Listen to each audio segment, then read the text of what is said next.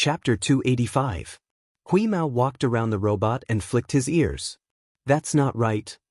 It is. Sillin agreed with Huimao's opinion, but Sillin also realized one thing. Sigma's master was definitely connected to Black Viper. Otherwise, this was the first robot Sillin had encountered since he came to the Mist Bodhisattva Empire. He thought that the robots here would be more like Sigmas, but the reality was far different. Even though the robots he encountered earlier and this one were closer to human consciousness than the Robert family's robots in the League of Stars, they were still far from what he had imagined. "Who's your master?" Sillin asked the robot. The robot seemed to have sunk into its memories when it heard Sillin's question. "My master has many." "Many?" Huimao jumped onto Sillin's shoulder and stared at the robot. "Do you know Sigma?" "Sigma?" The robot's eyes flashed with an indescribable light when it heard the name. However, it was soon replaced by confusion. The name sounded very familiar, but it couldn't remember anything about it. How strange. Logically speaking, a robot's memory should be pretty good. It should be able to record everything it saw and heard, and when it was needed, all it had to do was look for it in its memory. But now, no matter how hard it tried, the robot couldn't find any memories of Sigma. It should have been familiar, but it couldn't remember anything about it. "Sigma? I think I know the name, but I can't remember anything about it. Strange, strange." The robot muttered to itself. Sillin looked at Huimao. Huimao shook his beard. This robot must be suffering from dementia. Huimao scanned the robot carefully again before saying to Sillin, "Let's go. We won't get anything out of it. When we get out of here, we'll find the robot maker of Black Viper. Maybe we'll get some answers from him. That's the only way." Seeing that the robot in front of him was still in a state of deep thought, Sillin checked the surroundings and left the underground network with Huimao. Since Sillin had turned off the earthquake generator, the ground had gradually returned to normal. The mess that was left behind was slowly being repaired. When Sillin returned to the safe zone, Gu Exin, Tu Ba, Orville, and the others were cleaning up the carcasses of the dead animals on the ground.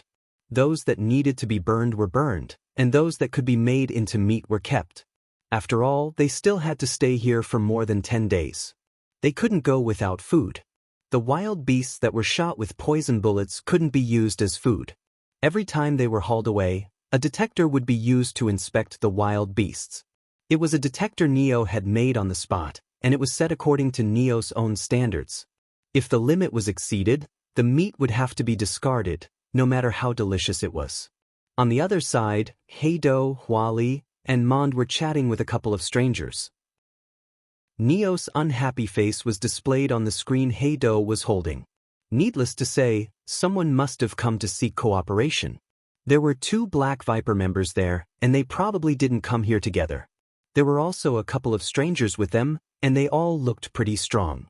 One of them was a muscular man with a lot of wild beast blood on his body, but he himself wasn't injured at all.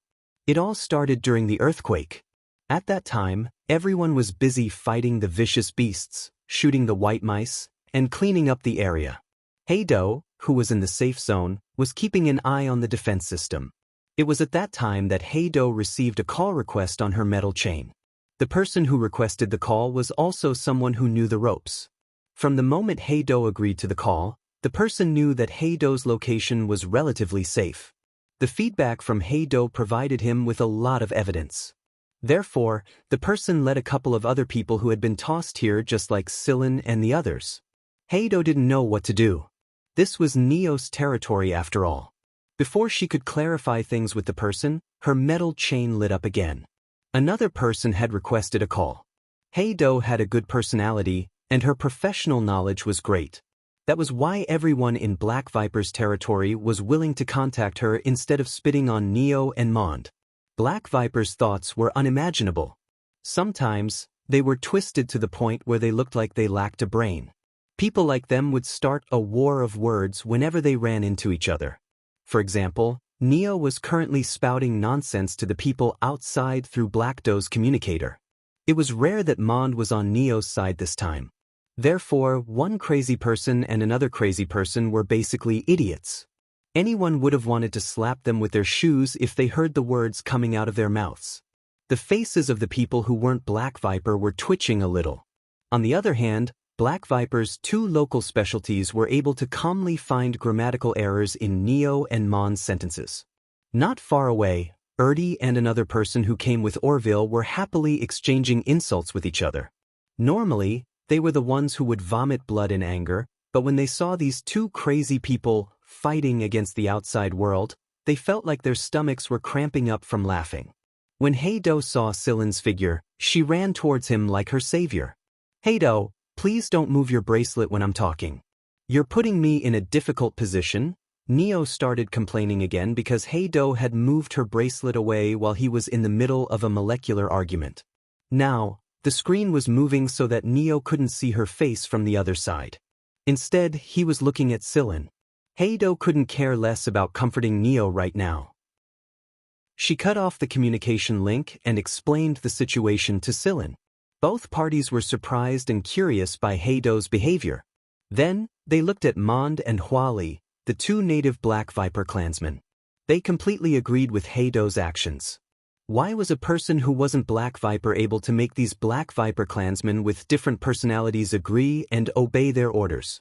For example, although Mond had accepted Orway and the others into his safe zone, it was only because Orway and the others had saved his life once. From the bottom of his heart, Mond did not fully acknowledge Orway and the others. He classified it as a special relationship. If Orway and the others ordered or restricted Mond to do what he should or should not do, Mond would not be happy and would resist. It was exactly because they knew that Mond was such a person that Orville and the others decided to borrow Orville's hands and connections to find a way to survive in this unfamiliar environment. Orville and the others didn't object even if Mond wanted to be a team leader on a whim. Survival was their #1 priority, so they might as well let the kid be the team leader. But Silin and Neo were different. Moreover, Mond was more inclined to trust Silin after he learned about Silin's capabilities and Silin's capabilities. What Mond didn't tell the others was that he trusted Huimao more than Silin. The reason Mond could see the right path from Huimao's choice was related to his abilities. Huimao chose to trust Silin, and Mond chose to trust Silin as well. After listening to Heido's explanation, Silin thinks for a moment and said, "Tell them to wait outside. I'll go in and talk to Neo." "All right. Thank you, Silin." Heido immediately let out a sigh of relief when she heard that someone was willing to take on this difficult task. Silin and Heido walked back to the exit at the same time, but it was at this moment almost a dozen white mice suddenly rushed up from the ground behind them. Every single one of them was in a berserk state. Their bodies were covered in spikes, their claws were covered in thick scales, and their tails were covered in ring-shaped spikes that looked like thorny whips. There's a problem with the defense system. Someone tampered with their defense system. Who could it be? Everyone in this area had a scanning device installed. It was part of the defense system's surveillance circle. But now, so many white mice had appeared out of nowhere. Moreover, they were all agitated and in a very troublesome biochemical state. Because of the newcomers, Heido wasn't keeping an eye on them inside the safe zone. She was in automatic defense mode, and Neo was busy spitting saliva at the other two. No one noticed that the defense system was acting strangely. Although they didn't see or hear any alarms, it didn't mean that the defense system wasn't acting strangely at all. This turn of events was so sudden that no one noticed it. Gu Xian and Tu Ba were still processing the vicious beast meat in their hands, while Erdy and the others were chatting with the newcomers. Silin and Heido were the closest to the white mice. Silin could definitely escape on his own, but Heido couldn't. Escape with Heido? Their speed would be slowed down. A dozen or so white shadows appeared in a flash. In the blink of an eye, they were only 20 meters away from Heido and Heido. Heido was dumbfounded. When she saw the white mice, she had already calculated how long it would take for them to catch up to her. Less than 2 seconds. Even if she tried to escape now, she would be bitten to death in less than 2 seconds if she was chased by the white mice whose speed had almost doubled in this state. Bang! A few of the white mice that had leaped into the air and were about to tear her apart with their claws. 12 berserk white mice had all fallen to the ground. Every white mouse's head had exploded, and the wound was in the shape of a hexagon. It was a very standard hexagon. Bang bang bang bang. All the white mice that had exploded their heads stopped one step away from Sillin and Heido due to inertia. The smell of blood unique to the white mice made Heido's stomach churn.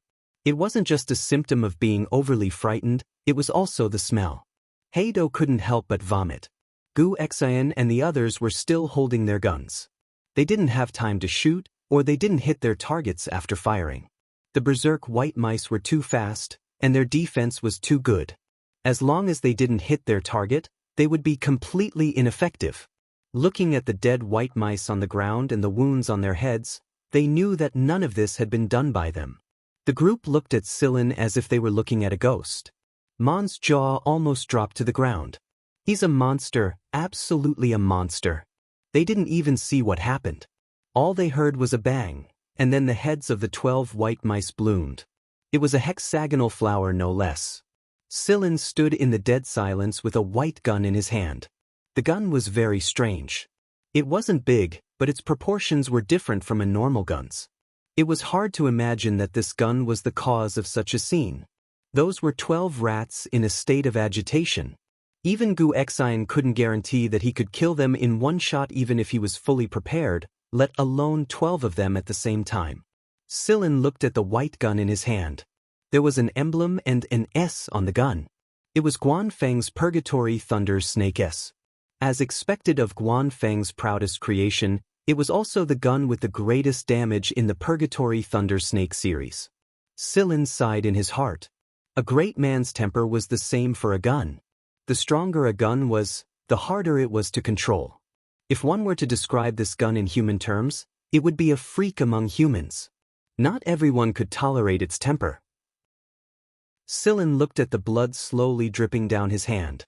The shot was shockingly powerful, but Sillin himself had suffered a negative impact as well. His hand holding the gun was cracked in many places. If Sillin's constitution wasn't strong to begin with, his entire hand would have exploded from the negative impact. The Purgatory Thunder Snake S was very different from the K. As expected, different Purgatory Thunder Snake series guns had different temperaments. What Sillin didn't know was that the 3 heads of Black Viper were watching the scene on the screen in the distant building. This wasn't something they could have done, but they had been paying close attention to Sillin all this time, and the underground network incident had piqued their curiosity about Sillin. That was why they were able to see this shocking scene through the multi-angle surveillance cameras of the satellites in space. Everyone, including Guan Feng, felt like they had been sucked in a cold breath when they saw the 12 white mice. However, the tables had turned in less than 2 seconds. The meeting room was deathly silent when they saw the 12 white mice's heads explode almost at the same time. Finally, Christian let out a sigh. Guan Feng, that's your proudest creation, isn't it? I didn't think that you'd let that kid use it. It hadn't been long since Guan Feng created the Purgatory Thunder Snake S. It could be said that no one other than Guan Feng had the chance to touch it. After all, every time Guan Feng designed a new Purgatory Thunder Snake, he would go through a long period of observation. Only those who received Guan Feng's approval were qualified to own a Purgatory Thunder Snake. Every direct disciple of Guan Feng who wanted to use a Purgatory Thunder Snake had to go through many tests, many trials, countless strengthening and adaptation training, and all kinds of observation tests before they could get their hands on a gun marked with the Purgatory Thunder Snake's emblem. The higher the rank of a Purgatory Thunder Snake gun, the longer the test and observation period. Why else would there be so few people who could use a Purgatory Thunder Snake K until now? It wasn't that Guan Feng had set the bar too high or that his requirements were too strict.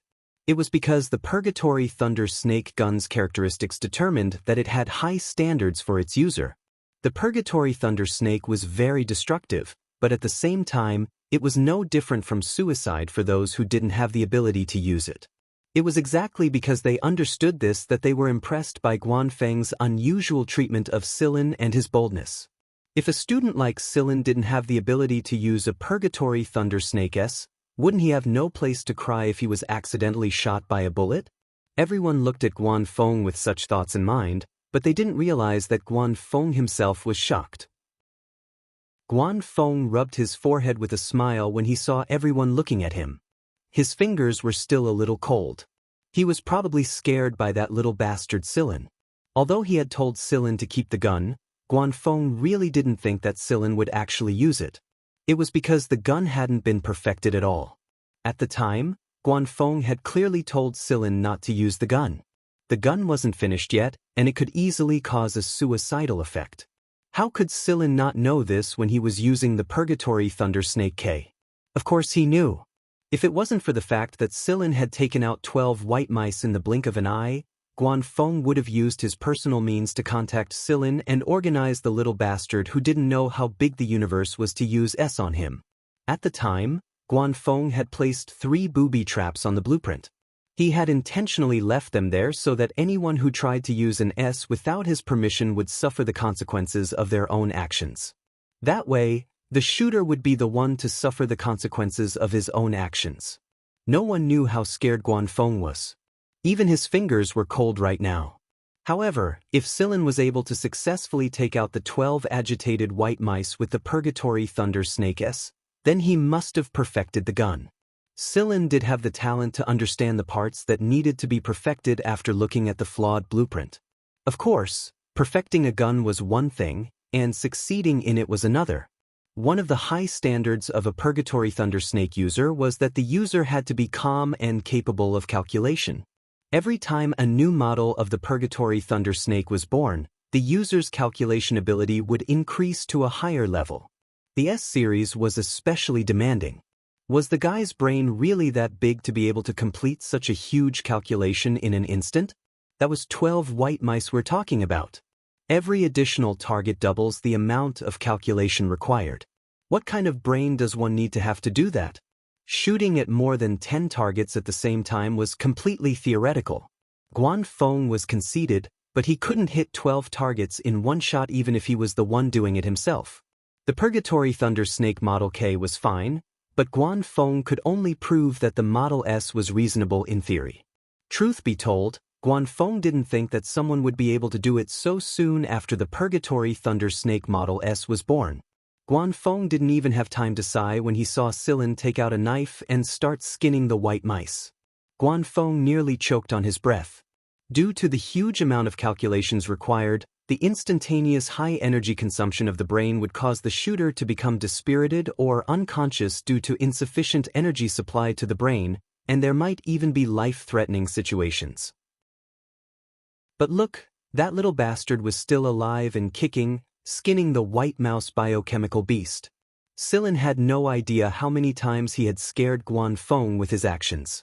All he knew was that the white mice's skin was incredibly tough, and he thought that they could be used to make special protective gear for everyone. They could also be used to make some tools and tools. After all, the tools and materials available in this area were limited, and it was a rare opportunity to run into something good. Of course he had to make the best use of it. Sillin neatly skinned one of them before twisting the skinned white mouse up and flinging it into the ground not too far away. There was a loud boom as the ground cracked and dust spread like mist. It could be seen just how heavy and intensified white mouse biochemical beast was. The explosion woke everyone up from their shock. Huali was the first to act. Her desire to dissect things suddenly skyrocketed when she saw Sillin skinning it. She took out a custom-made scalpel and walked next to the white mice that Sillin had just finished skinning and tossed to the side. Gu Xian and the others were still holding their guns. Their eyes twitched when they saw Sillin and Huali's actions. There were freaks every year, but there were especially many this year. After learning Sillin's goal, Gu Xian and the others joined in and started skinning the white mice. Their attention shifted from their shock to the white mice as they continued to skin them. You don't say, these white mice are really strong after they've been activated. Erdi glanced at the skin that looked like a hedgehog and touched its spikes. He clicked his tongue in praise.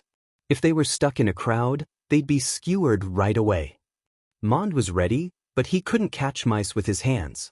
He could only watch from the side with Heido and comment from time to time. What did you see? Tu Ba teased when he saw Mond staring at a white mouse. Mond said thoughtfully, their final expression told me that they died in happiness.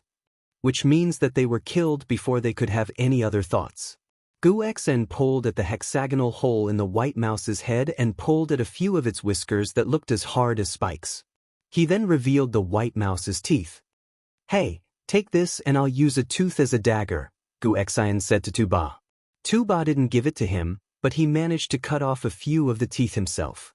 Tisk, so hard. Of course. Otherwise, why would I want to use this rat tooth as a dagger? Gu Xian held a large rat tooth in his hand and gestured with it, nodding in satisfaction. Tuba passed one of the treated teeth to Heido. For you to protect yourself. Heido hurriedly caught it. Thank you. Tuba waved his hand and continued cutting the tooth.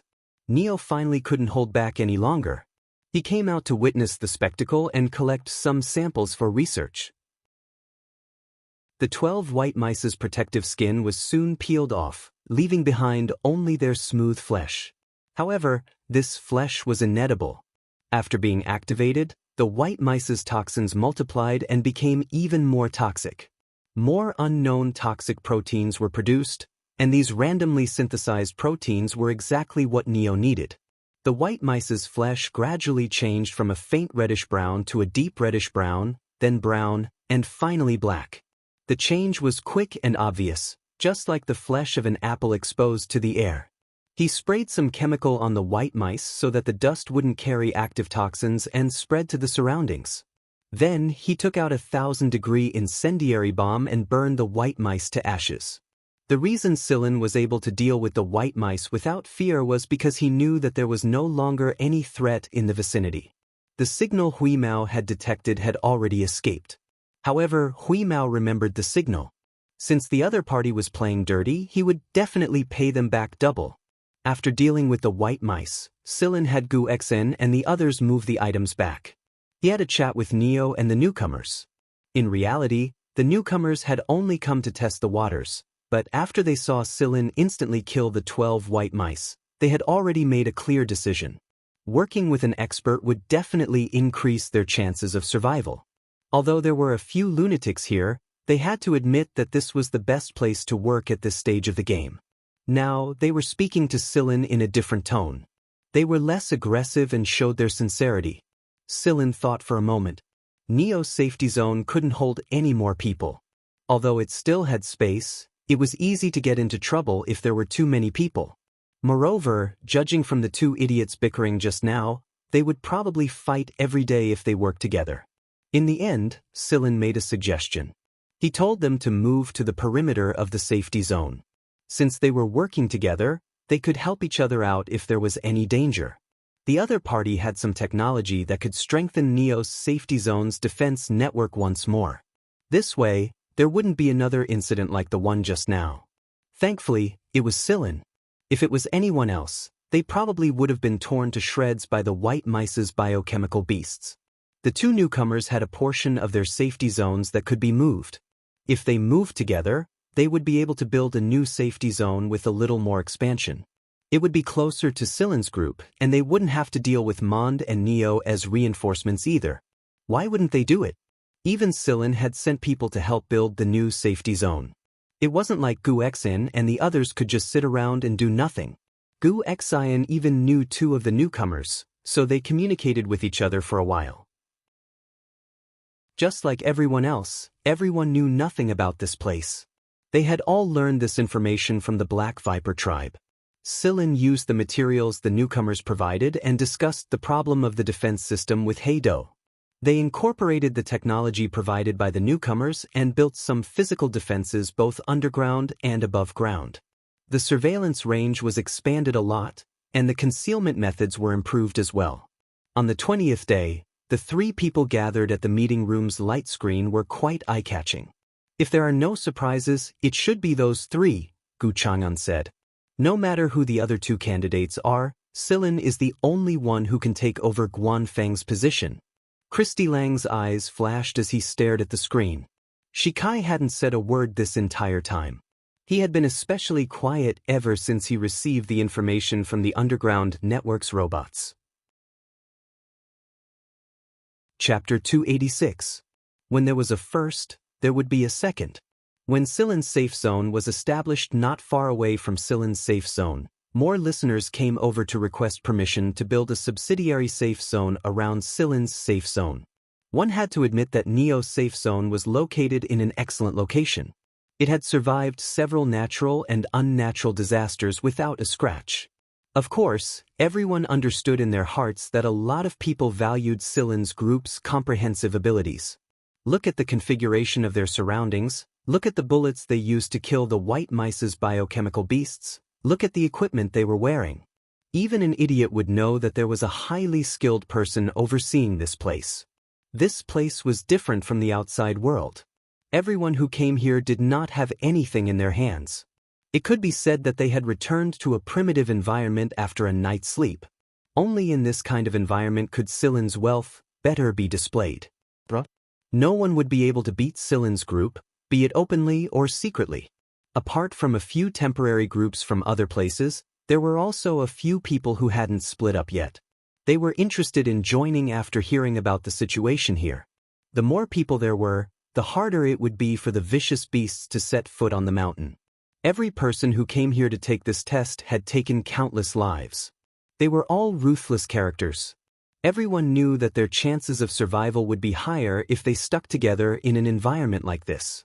At first, there wasn't anyone who everyone could trust to form the core of the group. However, after Silin's appearance, everyone showed their sincerity and gathered around him. There was no lack of Black Viper people among them. Every Black Viper people had their own specialties, and they provided a lot of resources that the safe zone urgently needed. As the overall leader, Silin led Heido and the others to build up the defenses around the area. The establishment of any group required skills and talents. Therefore, Silin gathered these people who had their own specialties and assigned them their own tasks. In 3 days' time, 2 more safety zones had been built on the mountain. The construction of these 2 safety zones was completed by Silin, Heido, and the others. Even if some people were suspicious of Silin's identity and motives, they had to admit that Silin had the ability to better equip the area. Therefore, the new recruits respected Silin mainly because they viewed Silin as a highly skilled person, just like how the people of the Empire viewed a member of the RS. Many people were skeptical of the rumor that Silin had killed 12 white rats in one shot. There were some who wanted to spar with Silin, but they were beaten back as soon as they showed up. Didn't they see that Silin was busy setting up the defensive equipment? If they wanted to spar, that could wait. In a situation like this, the safety zone's construction was their top priority. Neo was the owner of the safe zone, but Silin had unwittingly become the decision-maker of this area. Black Viper's people knew that it was hard to talk to the psychopath, and no one wanted to argue with him if he could handle things himself. The people who weren't Black Viper knew that it was easier to talk to their own kind. After all, not everyone could accept Black Viper in such a short time. The rumors circulating around the Empire had already taken over many people's minds. If Guanfeng and Gu Chang'an hadn't told Silin not to treat Black Viper the same way he used to, Silin would have been on high alert against Black Viper just like them. Heido wiped the sweat off her forehead and directed Tuba and the others to place the equipment at the designated locations. She made a good gesture when she saw the satisfactory results on the testing device in her hand. The combatants provided the labor, while Heido and the others provided the technology and brain power. It's pretty much done. 3 of the 4 auxiliary safety zones have been completed, and the last one is still under construction. Heido said to Silin. Silin looked at the completed test data and nodded. Let's rest for now. If we can't do it today, I'll go check on Neo. Silin then looked at Tuba and gestured for him to stay on guard. After receiving an affirmative reply, Silin arrived at Neo's safety zone, the so-called core safety zone of this mountain. Rinho was busy analyzing the effects of the medicine in the lab, so he didn't notice Silin's arrival at all. Neo was almost completely focused on the task at hand and didn't pay attention to anything else.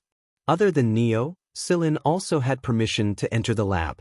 Neo had set it up himself because he thought that everyone else in the lab was below the level of a chimpanzee's IQ other than himself and Silin. They weren't worth his time. Silin stared at the results on the screen and asked, "Is the medicine ready?" Neo jumped in fright when he saw that it was Silin, but he immediately returned to his work. "It's ready, but it's not very stable. It needs to be improved or its effects will be limited." Neo was frowning all the time as he spoke. A lot of people had been eyeing his safety zone as of late, but Neo wasn't in the mood to argue with them. Silin came up with a plan, and that was what Neo had been working on recently. In the past, Neo wasn't a fan of researching white mice. A person like him who was obsessed with cleanliness would look down on research subjects that looked like secondary excrement. However, his recent interactions with Silin had piqued his curiosity. He was already rubbing his palms together when he saw Silin's experiment plan.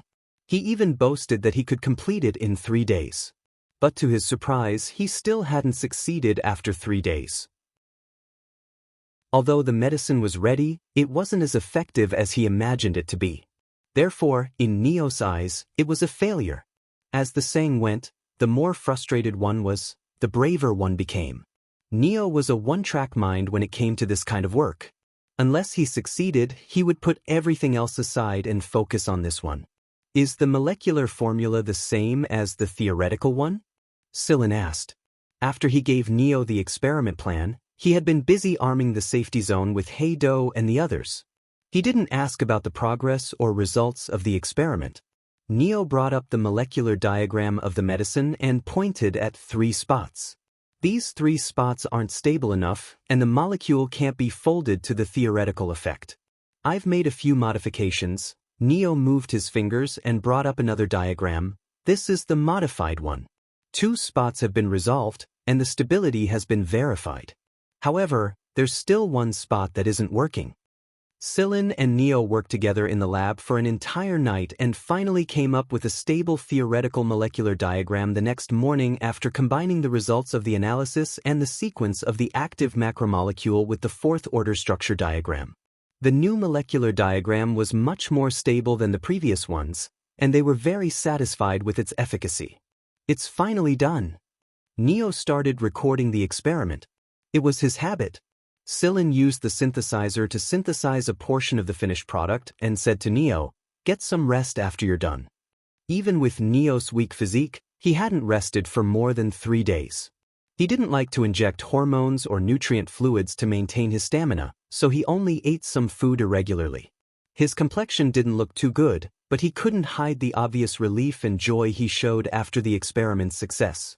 It made him look a little more energetic. "Of course I know that. I don't need you to remind me." "Oh right, don't let unrelated people come in and disturb me." "Got it." Silin walked out of the safety zone with the synthesized medicine in hand. He glanced around before his gaze fell on a silly cat who was playing with a feather that had fallen off Ovi's body. "Whis, come here." When he heard Silin's call, Huimao ran over to Silin while biting the messy feather in his mouth. He jumped onto Silin's shoulder and stuck the disfigured feather into Silin's hair. "Ha meow, Silin, you're so dumb." Silin flicked the feather off his hair and pulled Huimao's whiskers. "I'm done synthesizing the medicine. Let's go take care of those mice." Huimao's eyes lit up when he heard this. He was bored to death right now, so it was good to have something to do. Silin told Heido that everything here was settled and that he needed to give her orders. "You're going to look for that sneaky bastard?" Gu Xian asked. "Yes, I'll be fine alone. I'll give you a signal if there's a need. Just guard this place well. If anyone tries anything, don't hold back." "Of course I know that. But won't it be too dangerous for you to go alone? Ahem, just you and Whis?" Gu Xian quickly corrected himself before Huimao could fly into a rage. What were the people who lured the 12 white mice here planning these days? Silin definitely wanted to take care of them before they made their move. "If people respect me, I will respect them tenfold. If you pour a basin of excrement on me, I will give you a cesspool. Don't worry, I know what I'm doing." "All right, send a signal if you can't hold on. We have a lot of people here, so it won't be a problem to take care of them." Silin shook his head. "They have a hypnotist who can control a dire beast.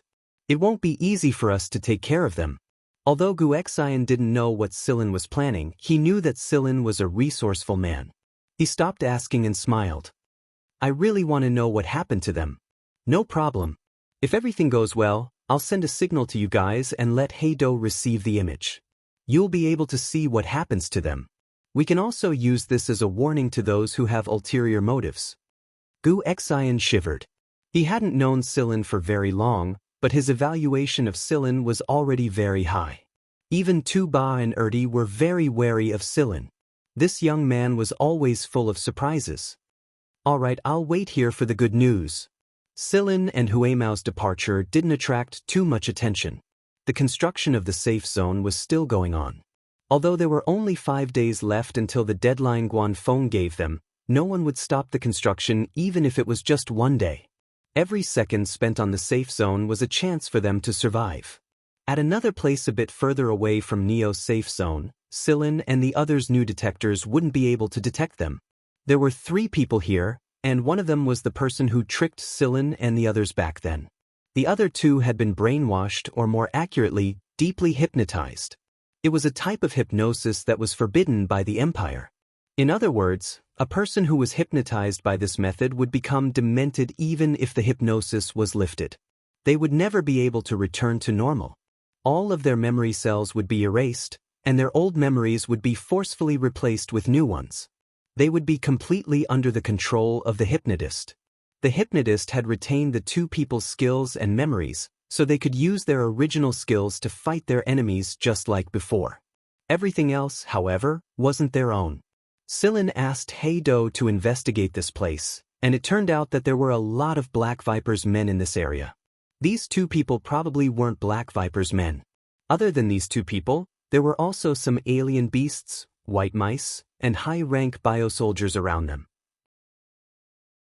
A hypnotist like this had a lot of advantages in this place. He didn't have to worry about being attacked by other beasts with these beast puppets. It was this person who had hypnotized the 12 white mice and tricked Silin and the others back then. Who would have thought that Silin would instantly kill the 12 white mice? Right now, this person was resting. Deep hypnosis was a lot more exhausting than normal hypnosis, and the stronger a person or creature was, the more energy it took to hypnotize them. He had just hypnotized another 3 white mice, so he was catching his breath.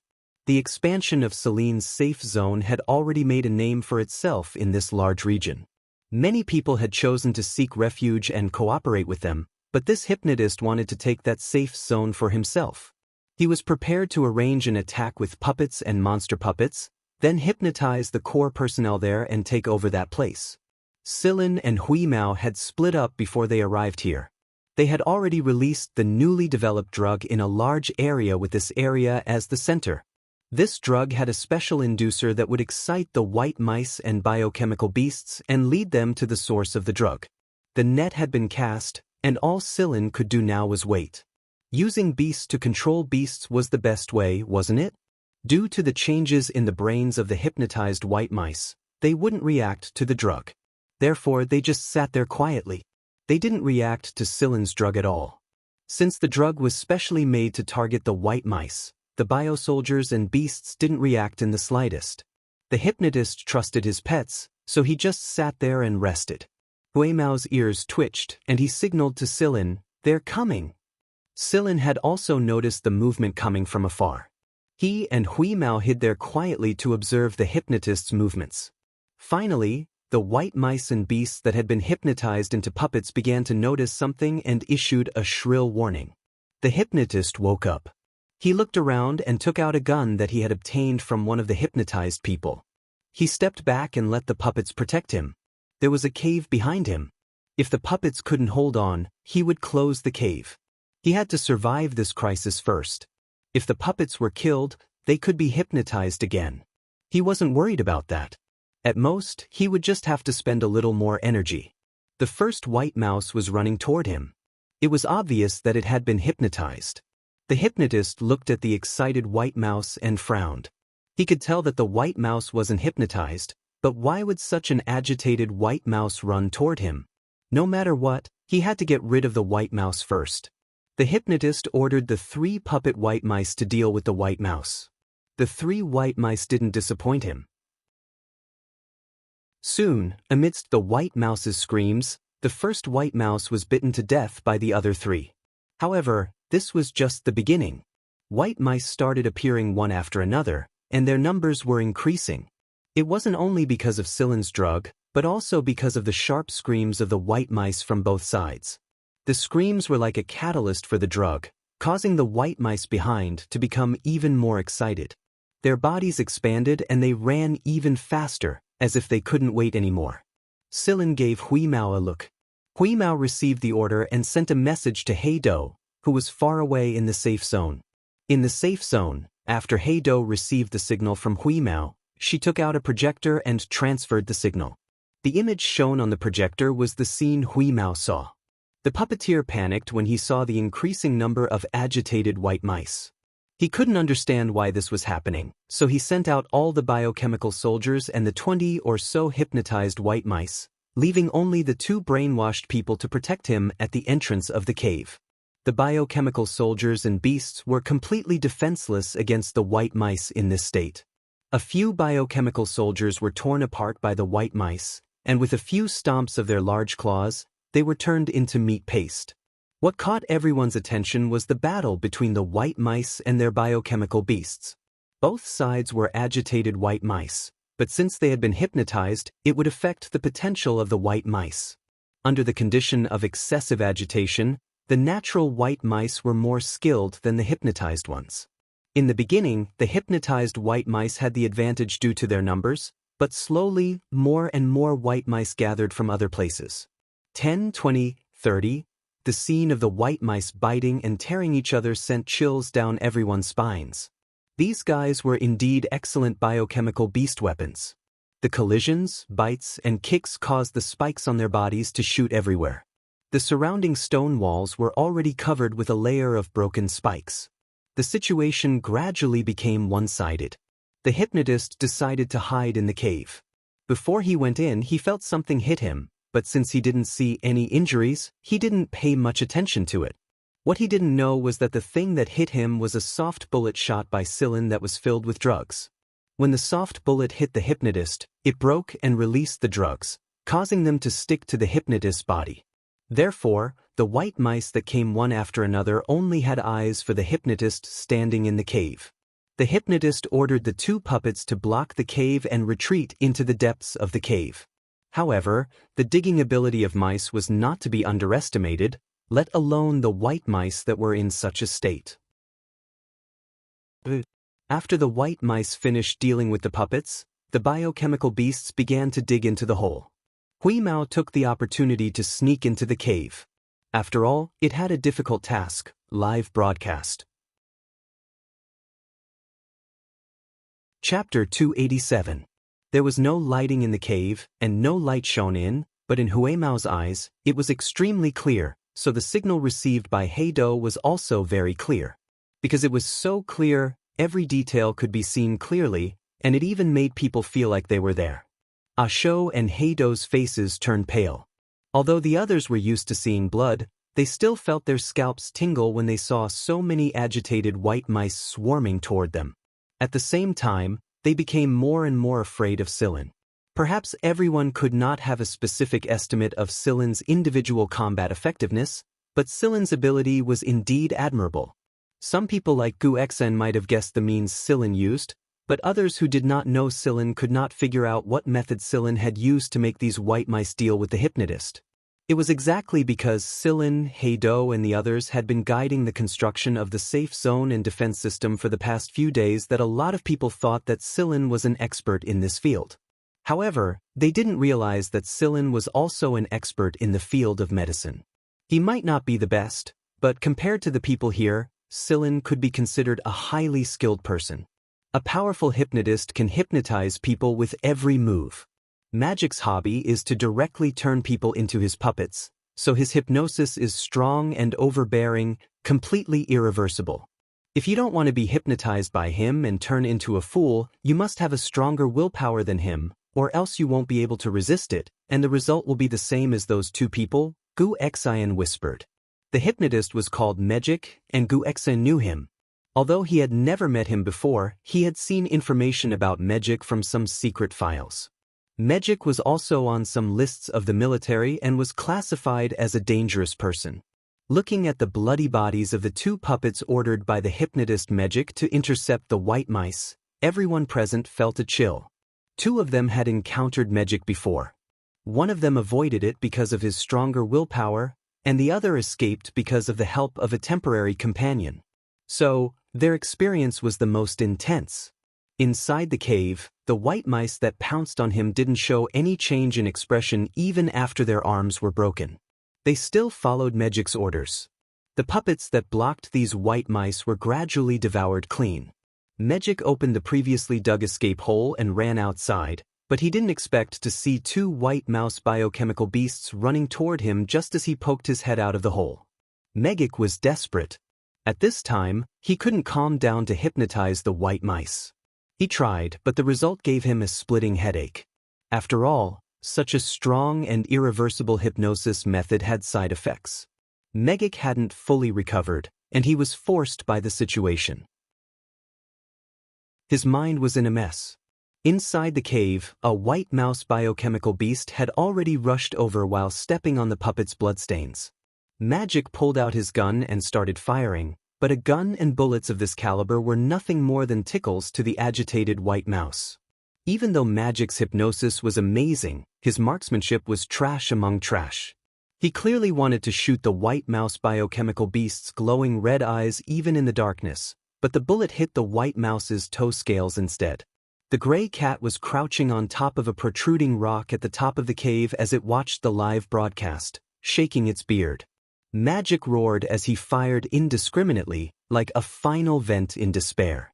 His voice echoed in the cave, making people's hair stand on end. Finally, the white mouse's claws clawed at Magic.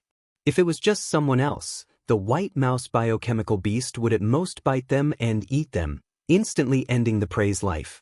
But Magic had the drug laid down by Silin. After the agitated white mice arrived in front of Magic, they did not treat Magic like a puppet. Instead, they surrounded Magic and sniffed him. Their claws scratched Magic's body. Their claws were so deep that bones could be seen, but they were not fatal. But if a group of claws were to scratch him, it would be a different story. The white mouse biochemical beasts inside and outside the cave surrounded Magic and raised their claws a few times. Magic's screams rang for a long time, then gradually weakened until only the sound of the white mice's claws could be heard. The cause of death for the hypnotist, Magic, was excessive bleeding. Such a way of death was very cruel because the injured would clearly feel the loss of blood and the passing of life, as well as the deep sense of despair. At that time, Magic even wanted to use that overbearing method of hypnosis on himself, but in the end, he was unable to do so because he had no energy to concentrate on hypnosis. In fact, Silin did not expect these white mouse biochemical beasts to treat the hypnotist like this. He always thought that at most, the white mice would follow the hypnotist's scent and kill him with one claw or bite him directly. He did not expect such a bloody method to be used. It was a complete torture. Guixian closed his eyes. The famous hypnotist, Magic, ended up like this. He did not know what kind of expression the Austrian army would have when they found out. After all, Magic was personally classified as a high-risk person by them. Everyone who saw this image had the same thought: provoke anyone but Silin. Perhaps there were some people who came here with a fluke mentality and an attitude of muddling through life, but after seeing this image, everyone changed their attitude. No one was a fool. They understood that this was Silin's way of beating his opponent. If there was any bad behavior here, it was estimated that it would be the same as the hypnotist, Magic. Huimao closed his eyes after Magic was dealt with and cut off the signal. After yawning, he licked his mouth. So many mice. Silin stayed outside the cave and listened to the sounds coming from the cave and some white mice being thrown out. He sighed in his heart. There are so many white mice, can't Grandpa Cat judge the situation? Silin sent a signal to Huimao to quickly retreat and stop playing with these white mice.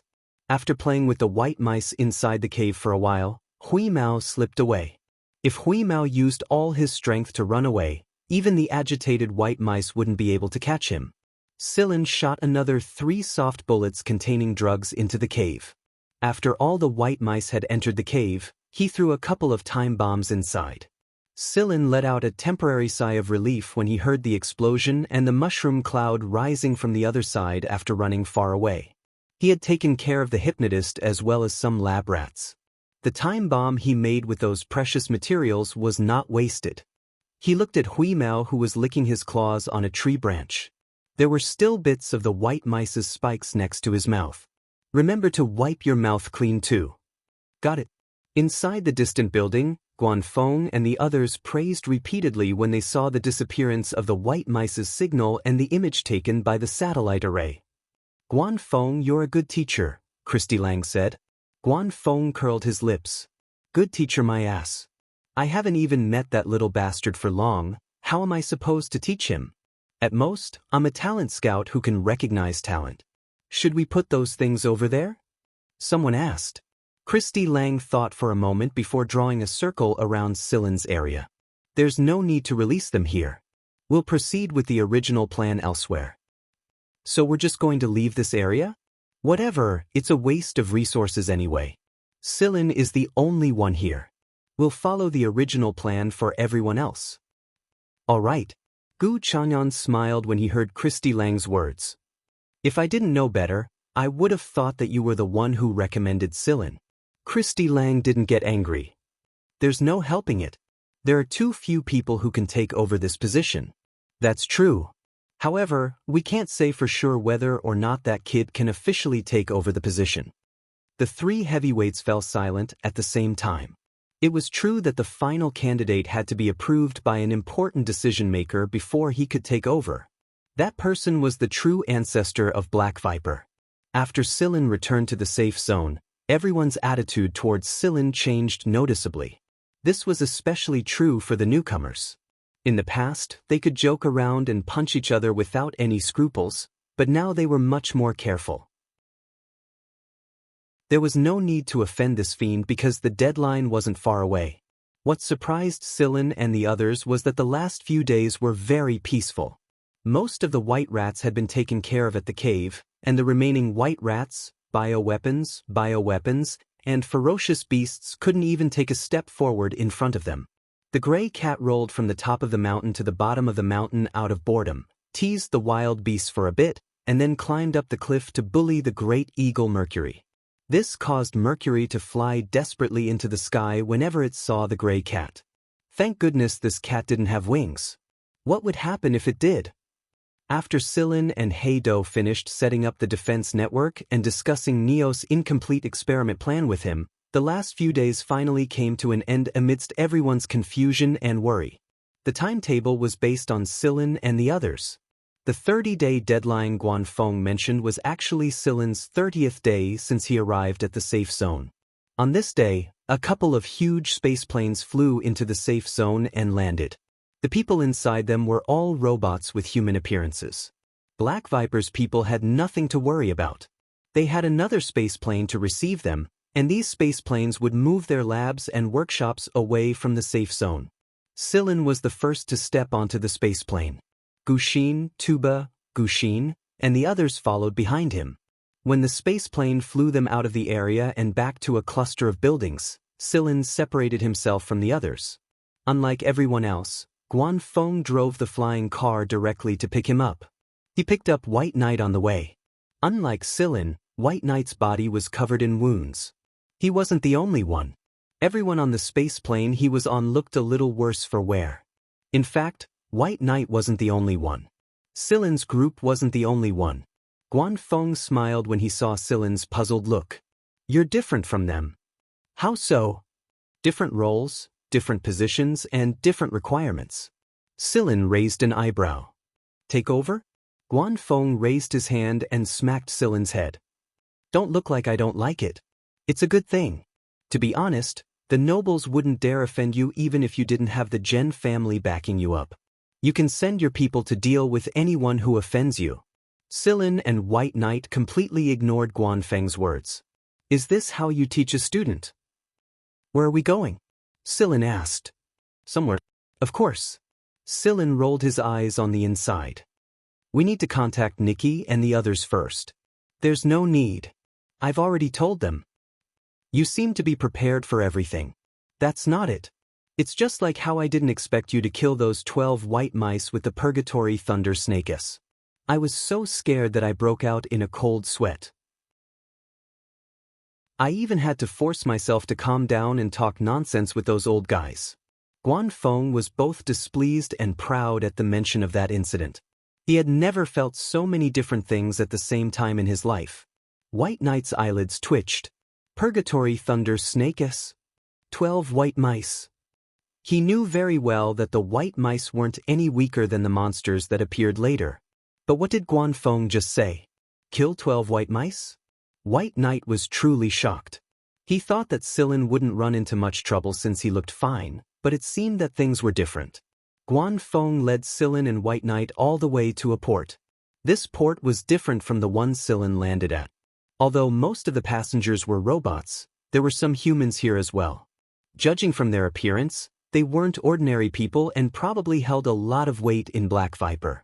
The moment he got off the car, Sillin immediately felt a few probing gazes on him. One of them was especially intense. Sillin looked over and saw that it was a rather ordinary-looking man.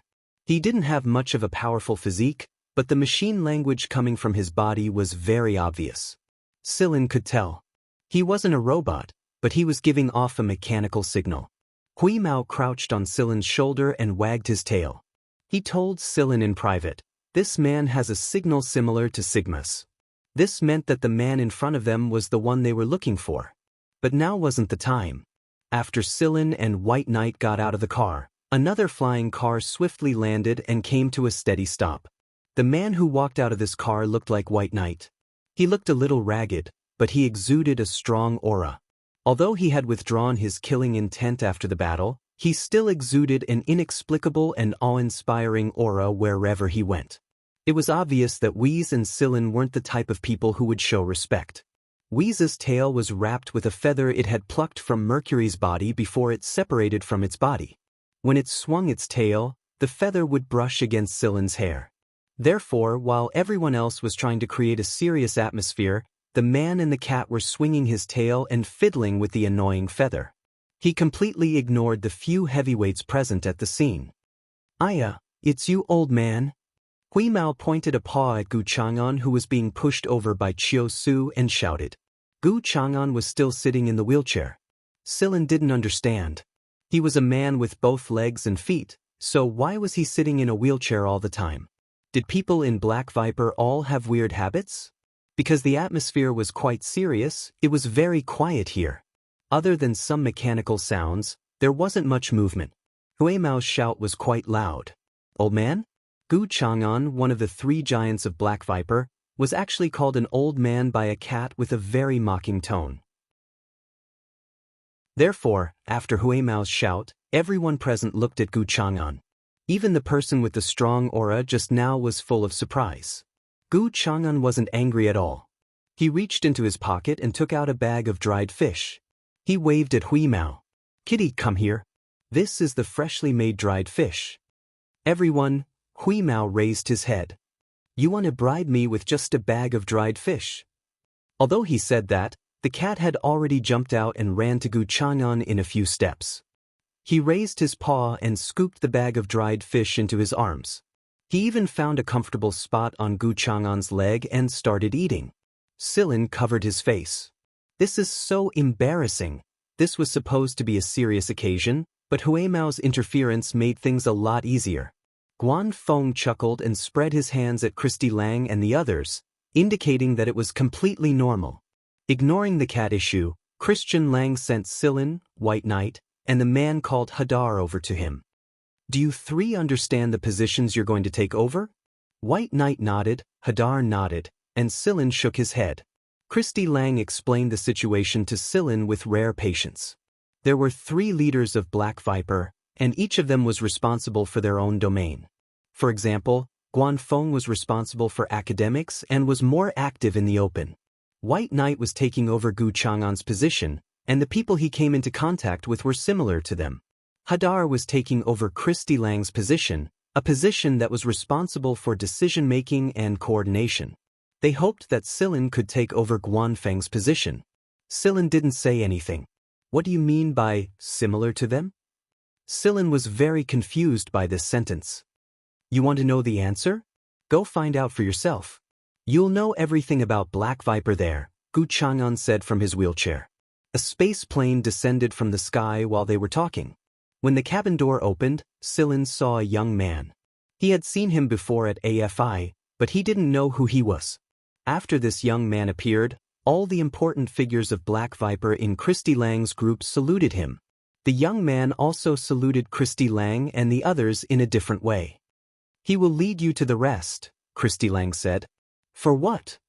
Sillin asked. "To meet the ultimate decision-maker, the progenitor of Black Viper." Speaking of the final decision-maker, whether it was Christy Lang or the young man who had just appeared, all of them held the final decision-maker in high esteem. As for the term progenitor, Sillin didn't understand it either. What kind of person could be called a progenitor and receive unadulterated respect from these people? Sillin, White Knight, and Hadar stepped onto the spaceplane. Hui Mao jumped onto it with the bag of dried fish he hadn't finished yet. No one said a word to him. The spaceplane's cabin door closed, and they left the ground and the planet. Their destination was another planet not far from the one they were on. If the star map in his memory was correct, that planet was right at the center of this missing area. Chapter 288. The young man who brought Sillin and the others here was Kensa of the Mist Bodhisattva royal family. He was one of the more influential princes, but he wasn't a high-profile prince in the affiliated schools. Zhen Xingming and Bel, the descendants of the three kings, were a lot more high-profile than they were. A prince who could show up here was definitely a special one, and Sillin thought that Kensa might very well be the next heir to the throne. On the way to this planet, Kensar seemed to be more amiable. They were all young people, and the four of them were relatively close in age. Although their statuses and backgrounds were very different, Kensar said that if they could get that person's approval, they would all work together for the Empire in the future. White Knight didn't like to talk much. Even though the other party was a prince and very likely the next emperor, White Knight and Hadar still kept a cold expression on his face. Kensa and Hadar didn't mind. In fact, they really didn't. There were a lot of things Sillin didn't know, but White Knight and Hadar knew a lot more than Sillin. Maybe it was because they were born and raised in the Mist Bodhisattva Empire. Even though Sillin had read a lot about the history of the Empire, he didn't know much about its secrets. "Who is that person?" Sillin asked. White Knight didn't know either. He finally gave face and looked at Kensa and Hadar when he heard Sillin's question. Hadar knew a little, but he didn't want to say it because he had never met that person in person. Up until now, everything he knew about that person was from his grandfather, Christian Lang. Hadar didn't know what that person looked like or what his temper was like. Moreover, there had never been any pictures or images of that person. Other than the three heavyweights, even the people from Black Viper's headquarters had never seen that person. "That one." Kenza sighed. "I've only met him once, not too long before you guys. I can't tell you right now, but I'll warn you first. Calm down when you see that person." Recalling the scene when he first met that person, Kensar felt as if he were in a dream, and he was truly shocked. For a long time after that, he felt that whenever he closed his eyes, he would see that pair of cold eyes staring at him from the darkness, causing him to have nightmares. In the past, I'd only heard that Black Viper was the progenitor of the entire Black Viper race. Every 3 leaders of Black Viper would visit Black Viper, and every successor to the Mist Bodhisattva throne would visit Black Viper a couple of times before they inherited the throne. Kenza didn't believe in God, but most of the time, that feeling was beyond imagination. Kensar shuddered involuntarily at the thought of that time.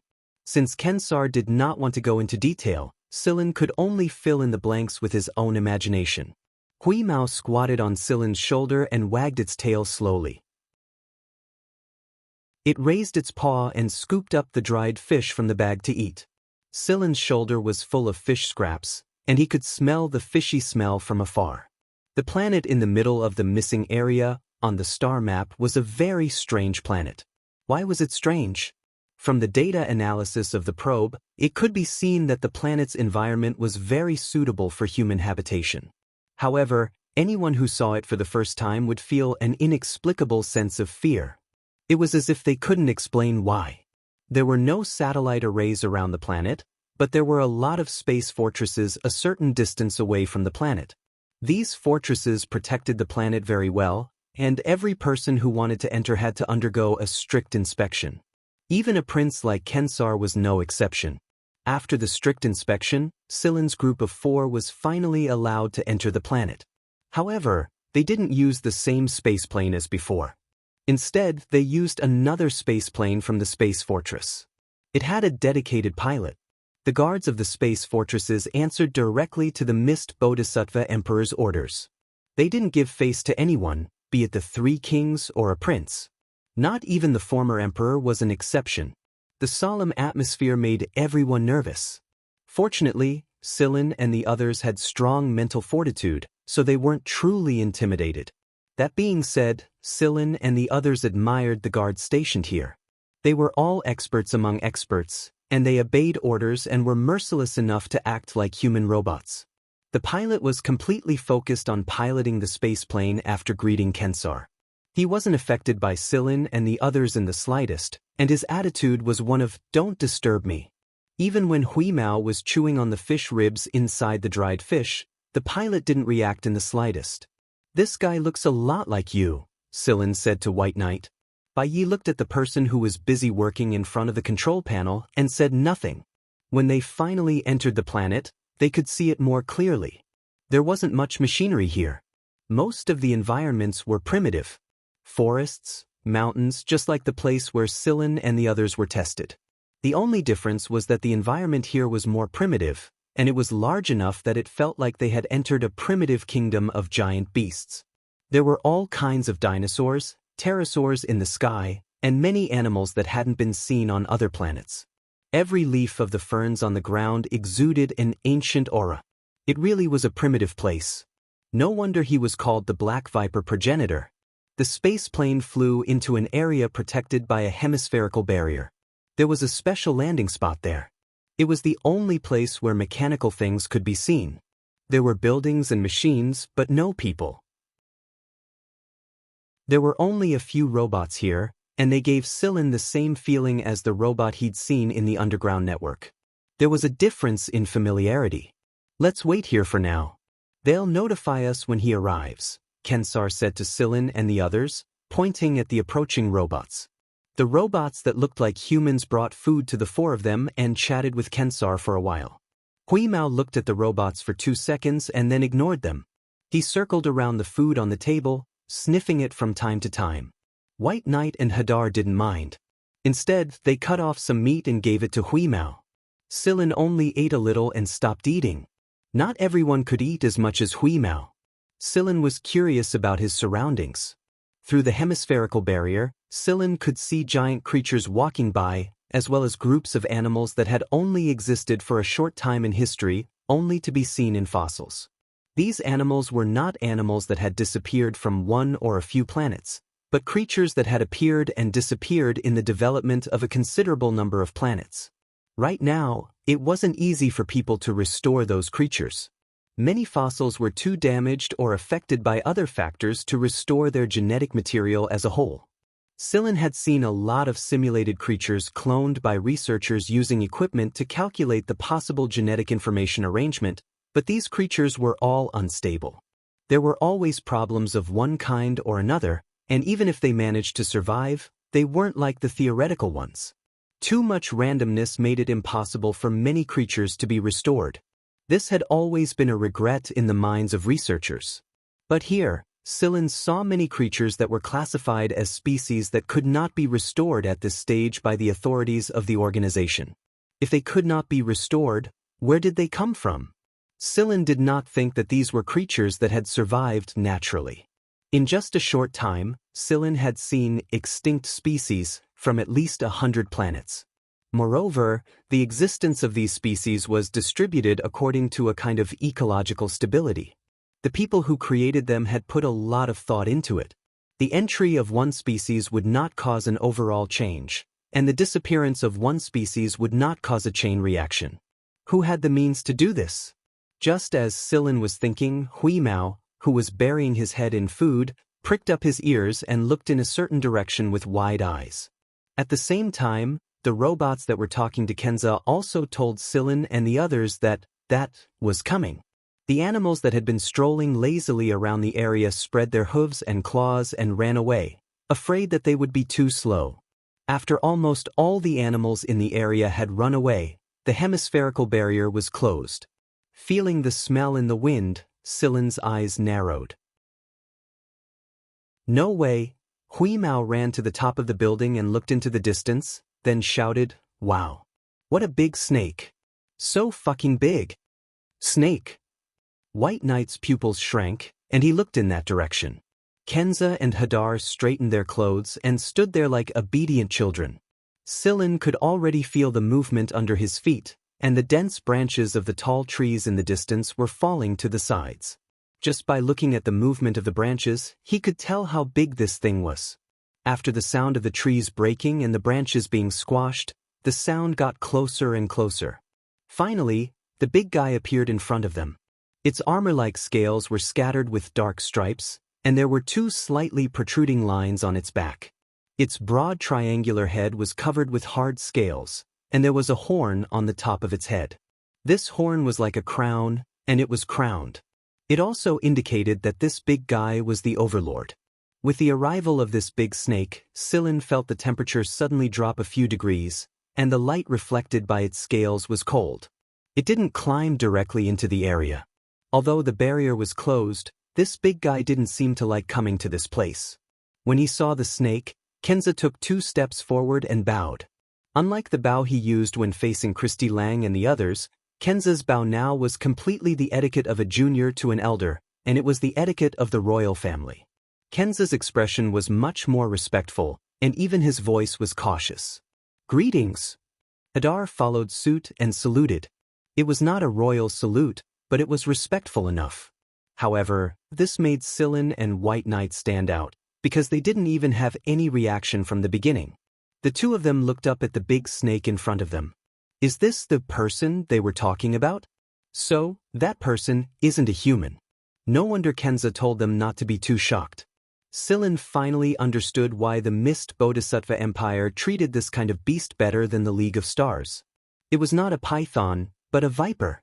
Although Silin did not know how the viper had grown so big and looked like this, he was certain that it was a viper, a venomous viper. After looking at them, the big snake flicked its tongue at them. Although it still looked cold and indifferent, its 2 round eyes were as cold as ice as it stared at the tiny people below it. However, Silin could sense that this big guy was very impatient. In fact, Silin thought that if this was a human, it probably would have spat on them instead of flicking its tongue. The big snake ignored them and looked at Hui Mao, who was staring at it curiously from the top of the building. It was this cat that was making strange noises just now. "Who are you?" the big snake asked. As it spoke, Silin saw the fangs in the big snake's mouth. This snake was extremely poisonous. Kenza and Hadar, who had just finished saluting and hadn't straightened up yet, heard the big snake's words. They looked to the side and saw the cat jump in a beautiful parabola onto the 2 big nostrils at the top of the big snake's snout. Silin and the others. How the fuck is this guy so bold? Kenza felt the hair on his back freeze, and his hair was about to stand on end. The robots also quietly gathered around Kenza. If the big snake went berserk, they would protect them and escape, especially Kenza. They couldn't let anything happen to this prince.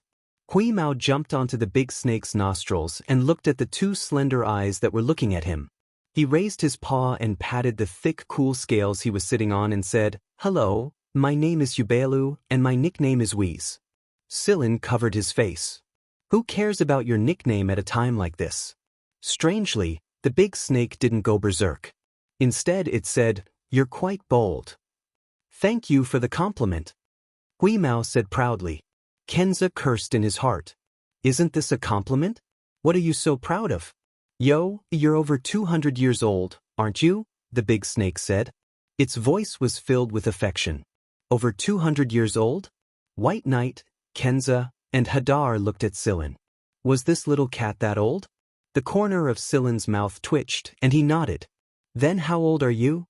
Hui Mao asked. He couldn't calculate the age of this big snake because it was too strange. It didn't seem like it grew up naturally. Something must have happened during its growth that caused it to mutate. "Me." The big snake stuck out its tongue. "I don't remember. About 1,000 years old." 1,000-year-old snake? This was the first time Silin had seen one. No wonder this old guy was called the ancestor. Letting Hui Mao play around with its nose, the big snake looked down at the people below. These are the candidates for this batch? Kenza secretly wiped his sweat. It really scared him. He should stay away from cats in the future. The big snake looked at Sillin and the others and nodded. Come on up. I'll take you there. Kenza gestured for Sillin and the others to climb onto the back of the big snake. The big snake would take them somewhere. There, they would learn about the origin and development of the black viper. This wasn't the first time Sillin had climbed on the back of a snake, but this time, the snake was much bigger than Bonner. The scales on its back looked ferocious. After Sillin and the others climbed onto the back of the big snake didn't say anything to Kenza. It turned around and left in another direction. In this primitive environment, the big snake was indeed at the top of the food chain. Wherever it went, other animals would avoid or hide, so there was no obstruction along the way. After climbing through a forest and coming to an open area, the big snake sped up and brought Sillin and the others to a mountain range. There was a big hole in the mountain range. This should be the big snake's nest. Chapter 289. The serpent led Sillin and the others in. After entering, the cave entrance was obviously much wider. Some of the mountains had a large hole dug out, forming a passage. Even the serpent could crawl freely in it. It was obvious how big the project was.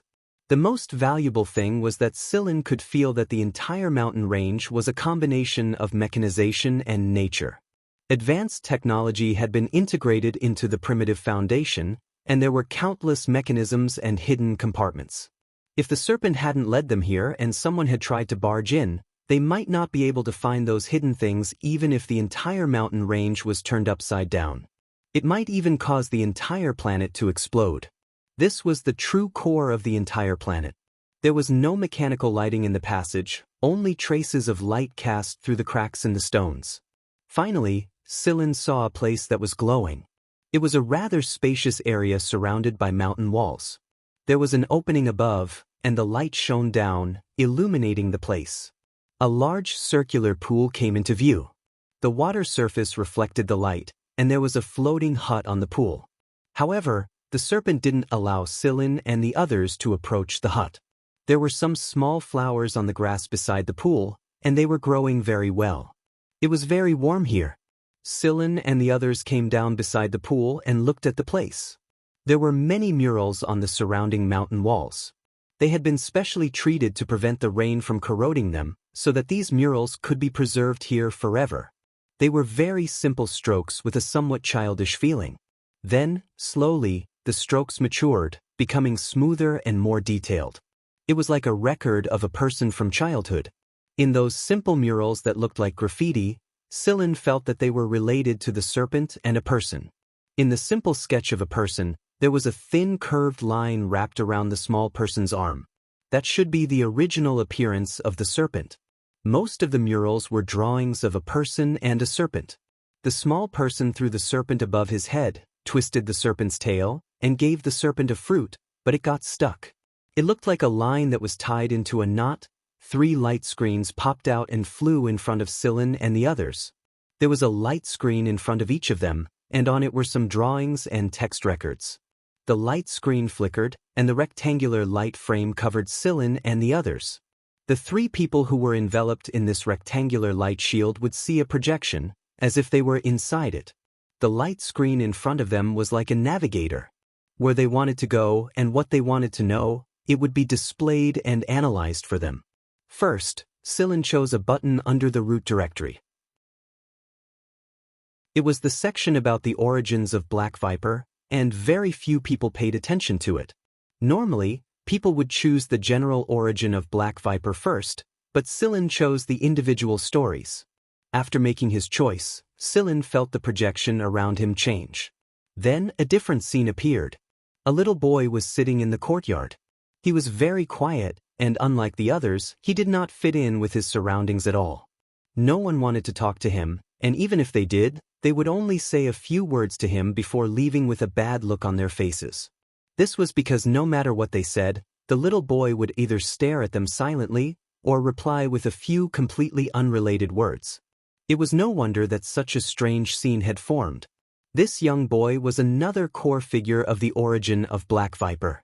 He was the fourth son of the Mist Bodhisattva Emperor from 1,000 years ago. He was the most influential person in the history of the Mist Bodhisattva Empire. Compared to his father's famous name, there was very little information about him in the historical records. Sillin learned a lot about Mist Bodhisattva Freeman from the written records on the light screen. Sillin was very interested in this person. He even looked through all the video records about Mist Bodhisattva Freeman. He only skimmed through the development of Black Viper, its combat strength, and destructive power. Mist Bodhisattva Freeman. Among the sons of the Mist Bodhisattva Emperor of that generation, he had a very low presence. In fact, he was a person that many people gossiped about out of boredom. This was because Freeman was different from other children after he was born. He was quiet, of few words, and looked at people with a very strange gaze, even to his birth parents. Most of the time, he entertained himself, like a person living in his own world. Later on, Freeman saw a little black striped viper in the garden and raised it. However, in order to protect the prince, the Mist Bodhisattva Emperor had his men inject the little viper with a toxin-dissolving agent. And so, when Freeman was 7 years old, he made his first friend. This friend couldn't talk, couldn't laugh, and wasn't even human. Freeman named this viper Black Viper. Many of the drawings on the mountain walls that Sillin saw were Freeman's drawings. Just as Sillin had expected, they were all drawn by the Mist Bodhisattva Freeman. Although Freeman didn't talk much with other people, he talked a little more with Black Viper.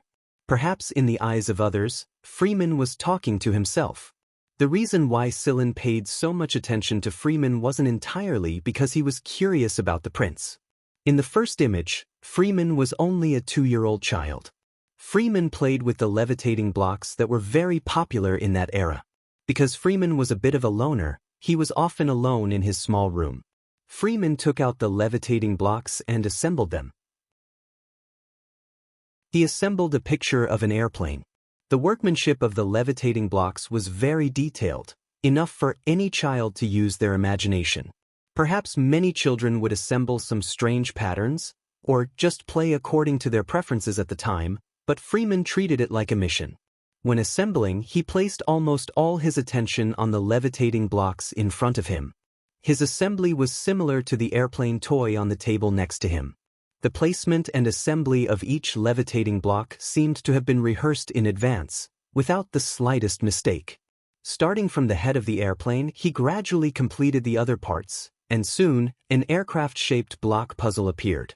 If it were any other child, regardless of whether they could complete such a task alone, they would definitely show it off after they completed such a project together, win their parents' praise, and enjoy the envy and jealousy of their peers.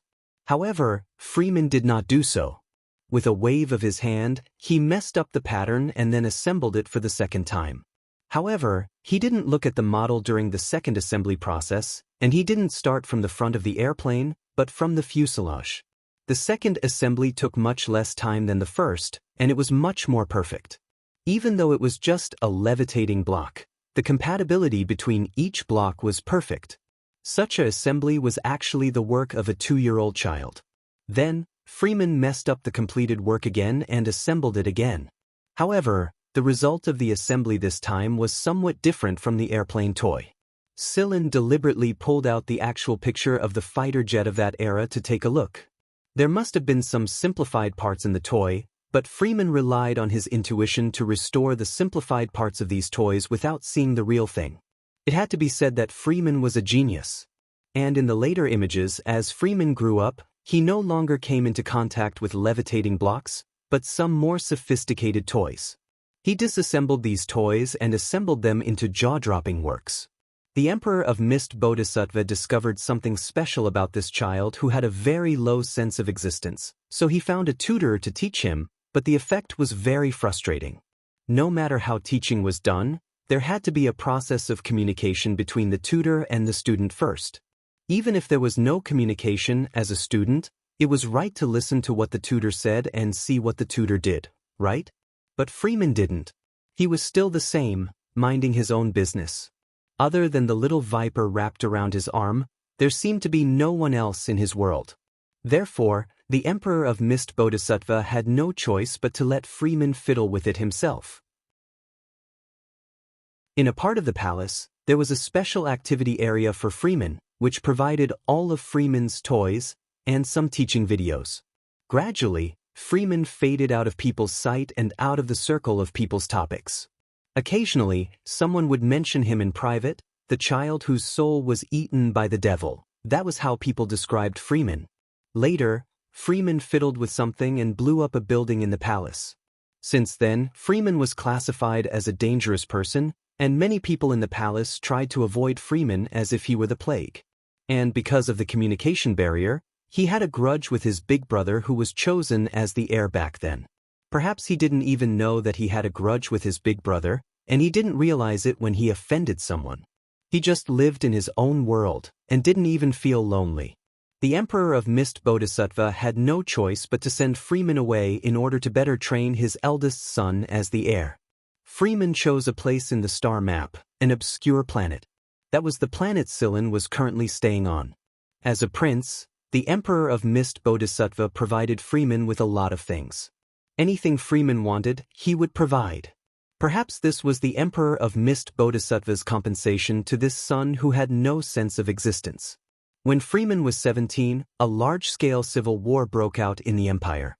Several high nobles joined forces to rebel, and for a time, the empire was filled with an uneasy environment. People of the royal family had to be protected by guards, even Freeman, a prince who had been kicked out of the capital Star region. One day, a team of royal guards was sent to this planet. By chance, the captain of the guards found a gun that Freeman had casually tossed to the side like a toy. This gun was very similar to the common guns the captain had seen before, so the captain fired a shot when he was bored. As a result, the area was blasted into a huge pit more than 100 meters in diameter, and the area around the pit was filled with sporadic sparks that didn't go out for a long time. The soil and stones there didn't look like they had been blasted to this state, more like they had been instantly burned away. The part between the captain's thumb and index finger that was holding the gun cracked, just like when Silin first used the Purgatory Thunder Snakus. Seeing this result, the captain's hand trembled, not knowing whether it was because of the crack or because he was shocked. Later, the captain found a lot of weapons that were much better than those of that period in Freeman's place, so the captain reported it to his superiors. In that chaotic period, the Emperor of Mist Bodhisattva was very surprised by this news. The main reason that turned the situation around wasn't these much improved weapons, but the birth of high-density compressed energy reserves and the discovery of the steady-state enhancement potion. These were all created by Freeman, and it was also a technological reform with far-reaching significance in the history of the empire. However, the public history of the empire didn't record it in such detail. It only mentioned that these new technologies were discovered during the rebellion and didn't mention Freeman himself. But after that, news leaked out, and Freeman was assassinated. The assassin broke through many obstacles and finally had the chance to shoot Freeman. At the critical moment, the black-striped viper blocked the bullet for Freeman, and the viper itself was broken into several pieces by the bullet. If such a bullet had hit Freeman, it would have killed him instantly. Freeman ignored the others, ignored the assassin, and ignored the guard captain's shouts of "hide." Instead, he left with the broken viper and entered his room. Freeman's room was also his laboratory. When Freeman came out again, the broken viper had been reconnected, but its appearance had changed a lot. Silin also finally understood that the reason Black Viper was able to live for more than 1,000 years and grow into its current appearance was all because of Freeman. After watching all the images of the prince, Silin finally understood what Gu Chang'an meant when he said, "this kind of people." After learning about Freeman's abilities, the Mist Bodhisattva Emperor formed a group to gather children like Freeman. The Mist Bodhisattva Emperor asked Freeman to give the group a name, and Freeman only said one word: Black Viper. That was the embryonic form of Black Viper. As time passed, the group grew larger and larger, and the Emperor discovered more and more that these people were different from ordinary people. In many ways, they were even stronger than the people of the Aris. While it was a pity, these people also obtained a talent that others didn't have. It was like a sharp blade that could be used as a weapon, but a moment of carelessness could also cause damage to the user. If the enemy got their hands on it, it would be even more dangerous. Therefore, the emperor issued an order that from then on, Black Viper would move completely into the shadows. People would forget some of the short-lived rumors of that time, but Black Viper's technological achievements had unknowingly spread to every star region of the empire. These people in Black Viper couldn't blend into normal life, and they were always subconsciously ostracized. Even the most advanced technology couldn't make them the same as a normal person.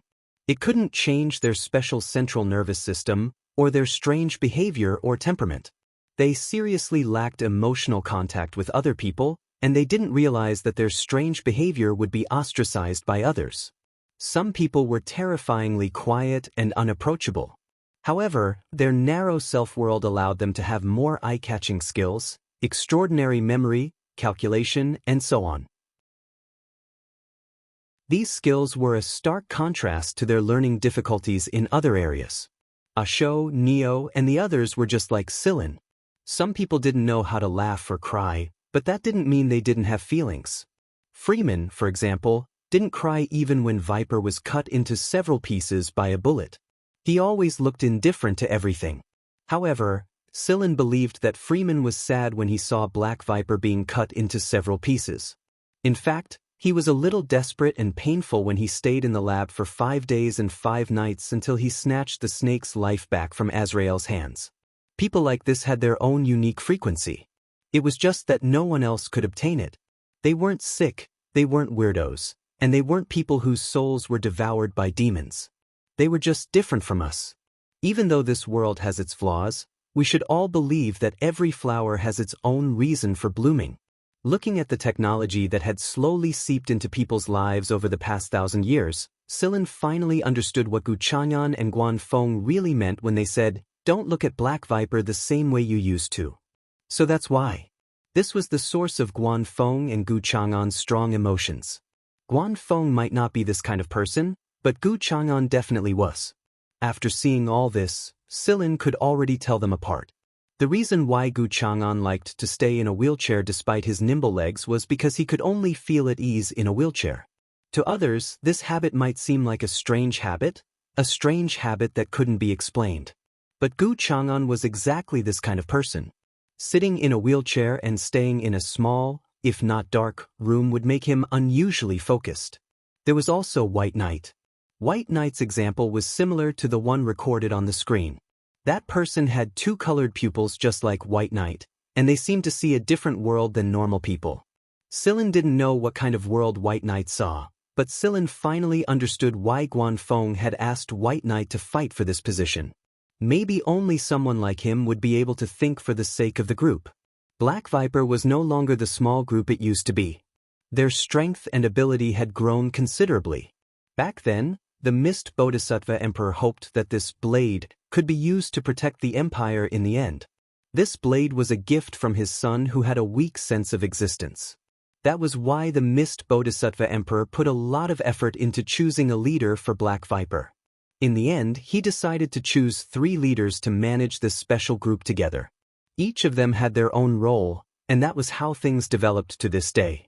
Every successor would come here to visit this giant snake who had lived through many generations of Mist Bodhisattva Emperor.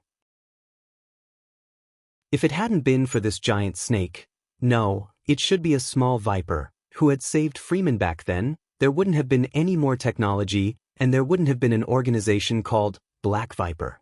Every time the Mist Bodhisattva royal family saw the giant viper, they would feel an inexplicable sense of confidence. The existence of the modified Black Viper was like faith. Yes, it was like a kind of faith. If this faith was gone, Black Viper would suffer a huge blow. Silin and the other 2 went about their own business, trying to understand this mysterious organization through their own questions and the answers they hoped to find. Black Viper coiled quietly at the side. It had seen too many generations of leadership candidates, and most of them could only make it say yes instead of good. Yes meant that the candidate who came here could truly inherit the position of Black Viper's leader, and good meant that the candidate was truly acknowledged by the giant snake. However, there were very few good comments. The giant snake looked at White Knight and Scylla with a bit of warmth, especially Scylla. The giant snake was very satisfied with Scylla. He knew what everyone was looking at, and he could see their temperament and priorities from their choices. There were very few people who would patiently watch all of Freeman's videos, and Scylla was one of them. The giant snake approved of people like him even more. Hui Mao rolled a few times in the grass nearby before jumping onto the giant snake's back. He lay there quietly and closed his eyes to sleep. "You're a good master," the giant snake said. Hui Mao's ears flicked. "He's not my master and I'm not a pet." "Good, you're not a pet," the giant snake said with a smile. "However, Scylla is indeed a good person. No, let me tell you, this kid was very cunning back then. He made me sign an unfair contract." But then, Hui Mao angrily told the giant snake about how Scylla tricked him into signing an unfair contract and debt agreement. The giant snake listened quietly, and its eyes that were as cold as the abyss gradually warmed up. The gray cat grew tired of talking, so it jumped to the side of the pond and drank some water. When it saw that Scylla was still standing there, it ran to the light barrier where Scylla was and urinated in passing. After he was done, Hui Mao twitched his nose and chuckled. He ran to the giant snake's nose and continued to criticize Scylla's misdeeds.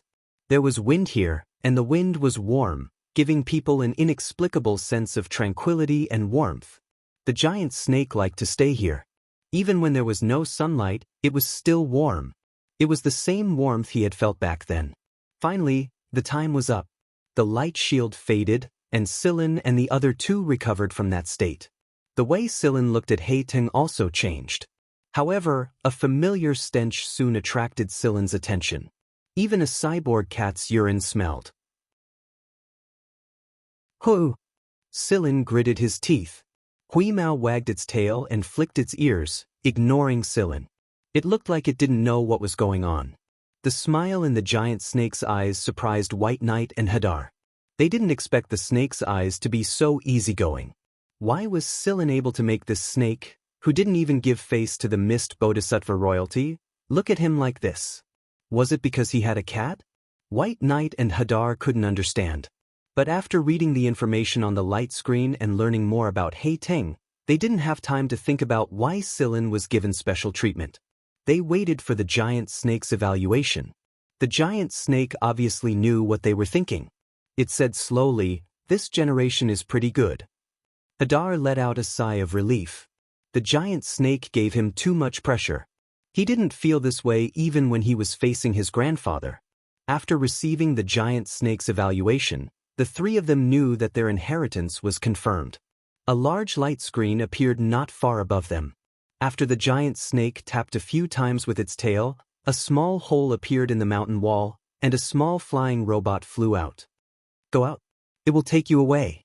There will be a space plane parked there after you leave the mountain range. You can take that space plane and leave." After saying this, the giant snake looked away. The three of them looked at each other, bowed to the giant snake, and left. "Goodbye, I'll come back to see you when I have the chance," Hui Mao said as it patted the snake's scales, which finally had some warmth. The giant snake watched as the gray cat jumped down and chased after Scylla with its tail raised. Then, it jumped up onto Scylla's shoulder familiarly. Its eyeless eyes carried a kind of inexplicable emotion. It was a little sad, a little emotional, and also a kind of nostalgic happiness. It was as if it was recalling certain memories. Scylla used to say that people blinked when they were smiling because they were thinking of happy things. However, the giant snake didn't have eyelids, so it couldn't blink. Some people could only see the coldness in its eyes, but few could see the emotions hidden deep in its chilling eyes. Scylla and the other two left through another tunnel with the small robot. This tunnel wasn't as big as the one they came from. It was meant for humans. The three of them didn't say anything. After reading the records, they were all thinking about it. Their thoughts might be different, but one thing was the same. The three of them had a clear change in their view of the Black Viper organization. Even Hadar, who grew up in the Black Viper, was shocked. Any one of the things they learned today was enough to shock people for a long time, so it was understandable that the three of them were behaving this way.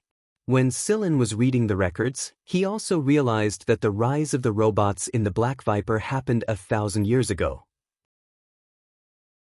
However, Sillin couldn't find more detailed information here.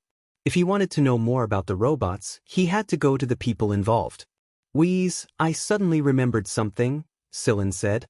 "What is it?" Hui Mao asked lazily. He had been complaining to the snake about Sillin and didn't get much sleep. "Did you wash your claws after you peed?" Hui Mao pulled his ears back and pretended not to hear it. Not long after Sillin and the other two left, a sound came from the other side.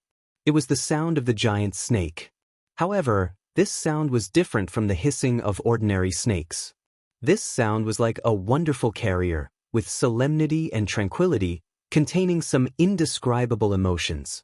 After hearing it, people would be moved, and their consciousness would recall many things that had left a deep impression in their memories of the past. The giant snake raised its head and let out a cry, then went to the hut above the pool. The modified viper had changed a lot over time. It could speak, but the person it wanted to speak to was long gone. There was a person inside the wooden house. This person was quietly lying there, as if he was in a deep sleep, but his face was still clear. Although he was old to the point where he no longer looked young, his sleeping appearance was the same as before, as beautiful as a child. Chapter 290. The little robot took Sillin and the others out of the mountain range and flew back. Just like the Viper said, a space plane had been prepared here a long time ago. The trio flew it back to the landing site. The Viper was the one who brought them here, so their journey was smooth and unimpeded. But there were still some flying beasts in the sky who were curious about them even though they were riding the space plane. They didn't dare to kill the beasts on this planet carelessly, so their main priority was to avoid them. It was not easy for them to return to the landing site on this planet. The three of them did not leave immediately. Instead, they rested for a while and chatted. After all, the three of them would be working with Kenza in the future. Even though the three of them were in charge of different departments, they were still in charge of the Black Viper organization. Sillin and Hadar weren't people like White Knight, so neither Sillin nor Hadar would interfere with the management of people like him. Sillin was an academic major, so he was involved in a lot of things. But if Sillin took over, what would happen to the Royal Academy of Sciences? Was he going to hang a sign on both sides like Guanfeng? Sillin didn't know why they trusted him so much.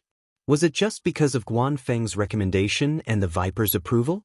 If they found a way to return to the League of Stars, Sillin would definitely go back.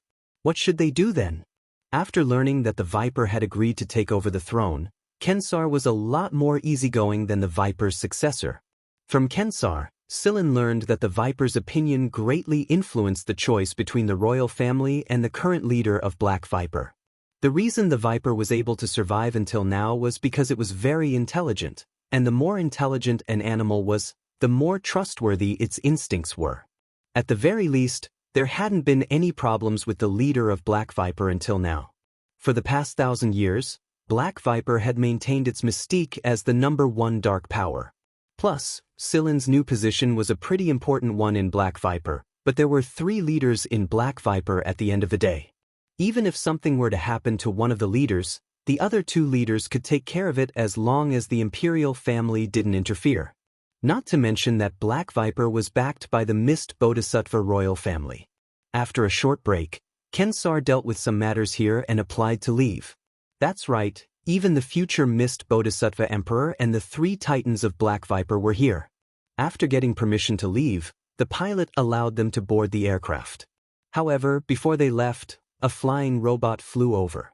This flying robot was similar to the one that guided Sillin and the others out of the mountains, but it was bigger.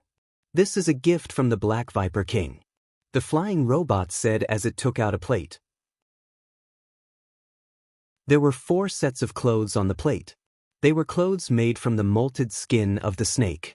Due to the Black Viper's unique characteristics and its monstrous age, its molted skin was highly resistant to radiation, acid, alkali, cold, and heat. It could even be used as a bulletproof vest, and it was also very beneficial to the human body. It was an extremely rare treasure. The snakeskin had been suppressed and processed, so it was very thin to the touch. But even Sillin couldn't tear this snakeskin clothing easily. The 4 sets of clothes were given to Sillin and the others. Every piece of snakeskin was tailor-made and perfectly suited for them. Kensar felt flattered. He hadn't received such good treatment when he came here before. It was already good enough that the robot was giving him face and talking to him, but he was making snakeskin clothes for him? Dream on. Forget Kensar, not even the royal family members who came here before were treated like this. But today, Kensar didn't think that it was because of him, or he would have received one the last time he came here. It seemed that the Black Viper King was very satisfied with this generation's successor. The 4 of them knew the value of the snakeskin clothes in their hands, so they carefully put them away. When they were about to thank him, the flying robot took out a leather ball and a few pieces of special-looking scales. What was more surprising was that these things were for Huimao. Huimao had only mentioned it casually on the way to the mountains. He didn't expect the Black Viper to really make a leather ball out of its own snakeskin. Huimao played with it for a while and thought it was pretty good. As for the scales, they were very heavy. Huimao scratched them with his claws and took a few bites. He nodded in satisfaction. Very good, thank you, Big Viper. Huimao lifted the leather ball with his tail and handed the scales to Sillin. Sillin and the others' eyes twitched. What are these scales for? Kensar asked Huimao. To sharpen my teeth and claws, Huimao said matter-of-factly. The 4 of them, how extravagant! What cat would sharpen its claws with the scales of a 1,000-year-old viper? After thanking them, the flying robot did not say anything else. The Black Viper had no intention of communicating via video, so the 4 of them didn't force themselves.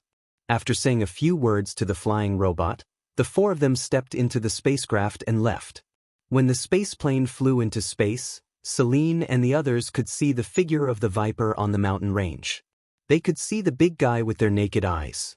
They didn't see it on their way here, so it must have stayed in the mountain range at that time. The Black Viper watched from outside the mountains as the spacecraft left, then went back into the mountains. Everything on the planet returned to its original state. Ordinary beasts would piss their pants at the smell of a 1,000-year-old viper, so every time the Black Viper came out, it would cause a commotion.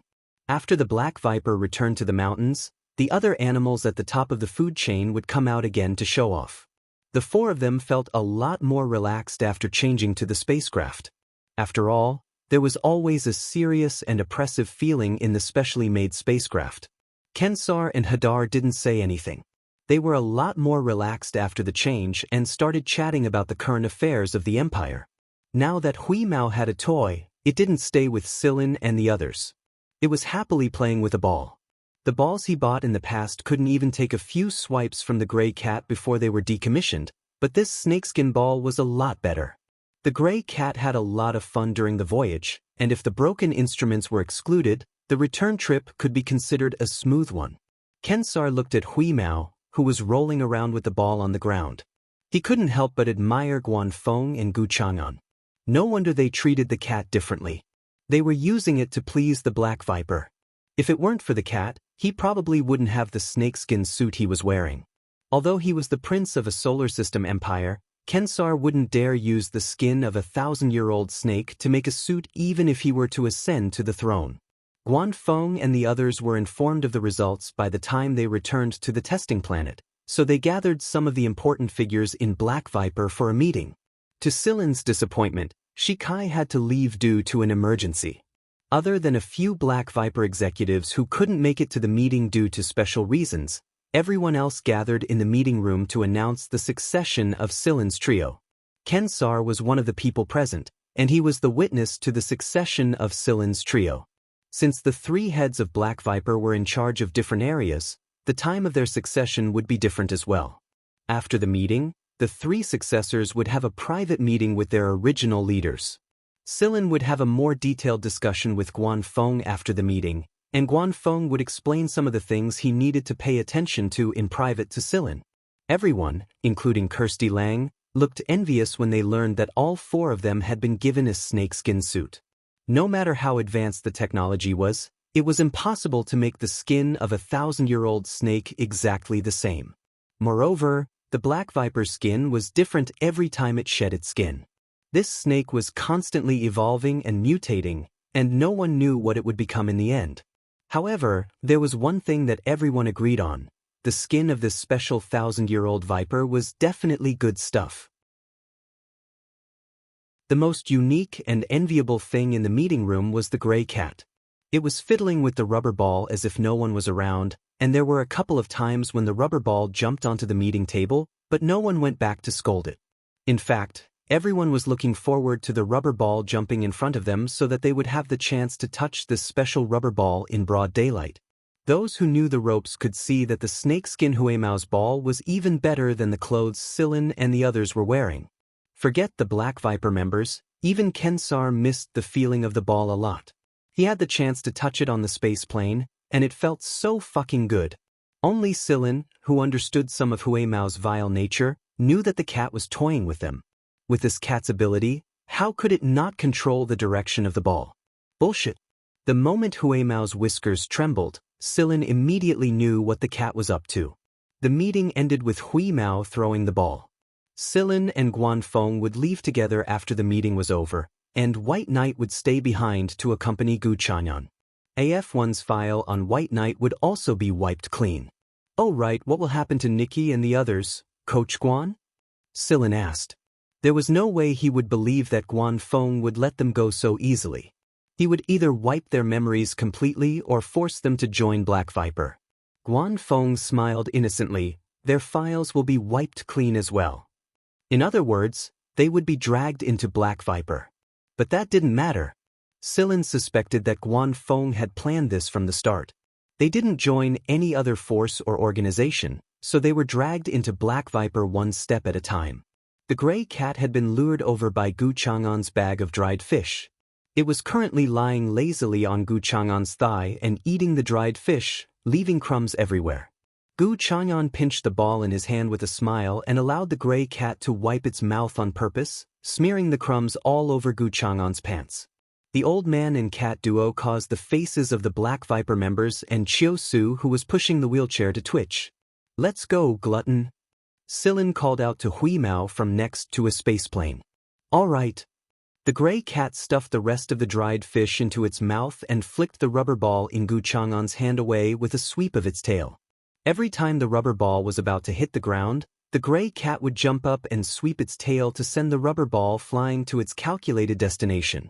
When Huemao finally stopped in front of Silin, he caught the ball with his tail and walked into the spaceplane with his chin raised. After bidding farewell to the people waiting outside the spaceplane, Silin and Guanfeng left and flew back to the capital region. Unlike when he came here, Silin now had another identity. It might not be a secret identity, but it allowed him to take care of some problems without the Gen family's help. Moreover, Silin was also able to access some deeper information. He had been away for a long time, and it was time for a new semester exam. However, Silin wasn't afraid. Silin had learned all of the courses he was going to take, and Guanfeng had even given him a private lesson. Therefore, he was confident that he could pass both the exams and the semester exam. After returning to AF1, Silin had to prepare for a couple of exams. Huemao was bored anyway, so he went to look for the animals of AF1. However, a commotion broke out in the area, especially the semi-bona. He was knocked out cold by Huemao's ball. It wasn't because Huemao threw the ball with too much force, but because the ball carried a natural suppressive aura that caused Bona to flinch and faint. At first, he was going to look for a human, no, an animal to play with, but not a single animal dared to touch the ball at all. Humans might not be able to feel it, but animals could deeply feel the fear of standing in front of a gigantic object and not being able to struggle free. It was just a ball, but it was enough to cause a lot of animals in AF1, especially reptiles. The culprit, Huemao, regretfully took the ball and looked for someone to play with after causing a commotion. Animals couldn't do it, so he went looking for a human. There were a lot of genius children in AF1, but Huemao only knew a few of them. Taida was one of them. Huemao ran into Taida, who had just finished his exam while he was picking the ball up and down with his tail. He called Taida over to play with him. The cat might be a little stupid sometimes, but there were some things he understood very well. For example, he wouldn't tell anyone about Black Viper. That was why when Taida asked what Huimao had been doing lately, Huimao's answer was, visiting a friend. That snake counts as a friend now, doesn't it? Today, Silin's doorbell rang right after he returned to the dorm after he finished his final exam. Silin let out a sigh when he saw the image on the screen. The door opened, and Zhen Xingming, Naimi, and Zhen Xingming squeezed into the room to question him. Hey, Silin, where have you been all this time? We've been looking for you many times. Yeah, I even asked second grandpa, but he only said that you had something to do. He didn't say what you were going to do. Could it be, you went to pick up girls? Naimi asked with a perverted look on his face. Silin rolled his eyes at them. He almost lost his life when he had the time to pick up girls. It's nothing, I went out with Coach Guan for a bit. Coach Guan and the others stopped asking questions after they heard Silin's answer. A student had to have a mission or a job to do, and it was a matter of confidentiality. If Silin didn't tell them first, they would have changed the topic at the same time.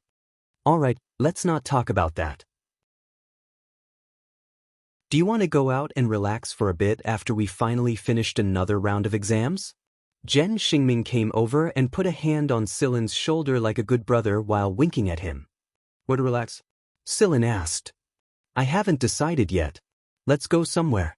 Oh right, Kaka, didn't you mention that cousin is getting married? Has the wedding been held yet? Zhen Xingming and Uliganuo both pounded their fists in unison when Belle mentioned it. Yeah, let's go eat, drink, and see a beautiful bride. I heard that there will be a lot of pretty girls at the wedding. Uliganuo's cousin wasn't really a member of the royal family of Blizzard Windiska. In fact, they weren't even related by blood. Their relationship was a little more distant. He belonged to Uliganuo's mother's side of the family. However, because he had an aunt who was a royal concubine, his cousin managed to establish a connection with the royal family of Windiska. Uliganuo's cousin was doing quite well. After all, he was a member of the upper nobility. It was just that his status wasn't as high as a member of the royal family of Windiska. The royal family of Windiska didn't pay much attention to Uliganuo's cousin's wedding. Only Uliganuo's mother had mentioned it before. Originally, they only planned to send someone to deliver a gift, but now, of course we have to go since he's my cousin. And so, the rich kids quickly decided on their next destination. But before they could discuss the specifics, the door to Silin's dorm opened. The only person who could open this door freely was Silin and Huimao. Huimao walked in with his tail raised. He glanced at the people who were discussing excitedly before turning his head to the milk machine. Yo, long time no see, Weiss. We were planning to go out and relax. Do you want to come? Zhen Xingming froze on the spot like he was constipated before he could finish. Zhen Xingming wasn't the only one. Belle, Uliganuo, and Naimi all had the same expression on their faces. It was because another person had entered after the gray cat had entered. It was Taida who had just finished playing ball with Huimao. Long time no see, Silin. Taida greeted Silin before greeting Zhen Xingming and the others. Taida, why are you here? Zhen Xingming asked with a stiff smile. Taida tossed the ball in his hand. I just played ball with Weiss, so I came to drink some milk. Taida walked to the chair next to the milk machine and sat down. He picked up the cup that Huimao pushed over with his tail to fill it with milk. Taida's old servant was standing outside Silin's dorm. He only came in after Silin invited him with a smile and a bow. Where did you say you were going to relax? Huimao looked at Zhen Xingming after he was done licking the milk. Zhen Xingming shook his head seriously. No, we just gathered together to relax and chat. Then we'll go back to our studies. That's right. We've learned a lot of areas of knowledge that were weakened during the test, so we're going back to enrich our brains. Naimi hurriedly nodded to show that he was thinking the same thing. They shouldn't lead a child astray, especially one like Taida. If Taida's father found out about this, he would probably discuss the child's education with the three kings. If that happened, they wouldn't be able to avoid a memorable round of corporal punishment. Silin turned his head away and let them talk nonsense. Taida didn't want to continue arguing with them either, so he left after finishing his milk. His mother and siblings were coming to visit him today, so he couldn't stay here. After Taida left, Zhen Xingming and the others wiped their sweat and returned to normal. They rattled off a bunch of plans. Belle poked the tip of Huemao's tail. What do you think, Lord Cat? Are you interested in getting some free food and drinks? Huimao wiped the milk stain on the corner of his mouth on Belle's sleeve. Of course.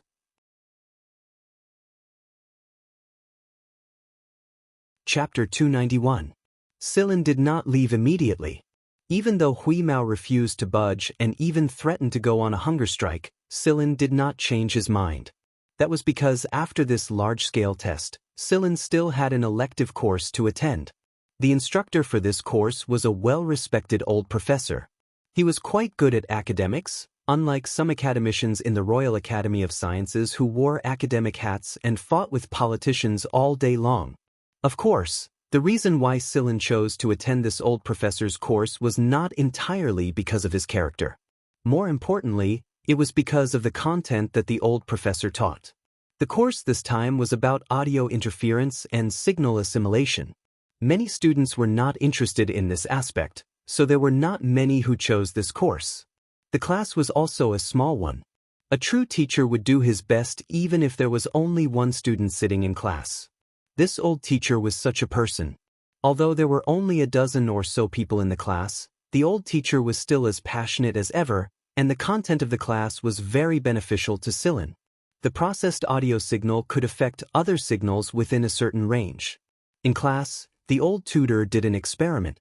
He played an audio signal, and the dozen or so students in the classroom turned on their communicators. Under the influence of this signal, the brightness and image displayed on the communicator's holographic screen jumped at the same rhythm. At the same time, a kind of bewitching power that made everyone's pulse almost synchronized was spread out by this audio signal. This feeling was very familiar to Silin. In the League of Stars, the Hunter group liked to use this kind of audio signal as a group music. The way the Hunter group appeared with this prelude signal was indeed very cool.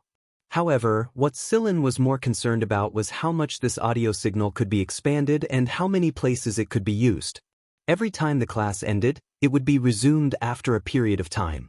This time, because the old professor had something else to do, he adjusted the course and brought forward the next class. Therefore, Silin had to stay at the affiliated school for a few more days. After the first class, Silin returned to the dormitory. As soon as he entered the door, he saw Huimao lying on the ground, moaning and groaning. It looked like it was about to collapse from diarrhea. Since Huimao had been protesting against Silin's decision to postpone his departure for the past 2 days, Silin was no longer surprised by its behavior. Hunger strike? Silin shot it a glance before walking past the gray cat that was pretending to be weak on the ground while holding the electronic notebook that contained his lecture notes. I told you many times to lick the crumbs off the side of your mouth after you're done stealing food. Besides, although I'm not a feline, I have a good sense of smell. I can smell the fishy smell from far away when you yawn. Huimao. He stopped pretending. Huimao crawled up from the ground and scratched Silin's pant leg, turning Silin's pant leg into a noodle shape. Also, Silin poked Huimao's round head, who was scratching his trouser leg. Don't think I don't know what's going on with the screen flashing like it was having a spasm today. Huimao pulled its ears back and didn't reply. It was just venting a little. Who told the teaching device to be so useless? How many more days do you need? Ever since Zhen Xingming and the others left, Huimao often made long-distance video calls with them. Zhen Xingming and the others had been enjoying themselves outside every day and showing off in front of Huimao, which made Huimao so angry that it went to bite the scale that the black adder had gifted it to grind its teeth. Who knew if the black adder would regret it when it saw that the scale it gifted to Huimao was used to vent its anger? 5 more days. The next class has been brought forward. 5 days. Huimao continued to pretend to be weak on the ground. It was too much of a blow to the cat. It had been so bored lately that it had a toothache. It swore on the few fish biscuits it had in stock that it didn't bite the scale. Then what are we going to do in the next 5 days? Huimao rolled around on the ground. The affiliated school was so boring. It seemed like everyone and every animal was busy. If there were no classes, then there were missions. People like Zhen Xingming and the others who had neither classes nor missions would just go out and enjoy themselves. Silin paused for a moment before saying, Then let's go back to the Jen family and take a look. I wonder if that little pet of yours is still throwing a tantrum. Sillin didn't go back to the Jen family last time because time was too tight. He only video called Jenya for a bit. As for Huemao's pet sea beast, it had grown up again. Jenya's yard was too small, so he put it directly into the artificial sea. Only the Fuji royal Jen family, with their background and financial power, could easily build an artificial sea. Jenya built a small yard next to the artificial sea and watched the sea beast play with the fish inside it every day. However, the sea beast seemed to be throwing a tantrum because Sillin and Huimao didn't visit it. It often sprayed seawater into some of the buildings around the artificial sea or howled in the middle of the night, making people complain all over the place.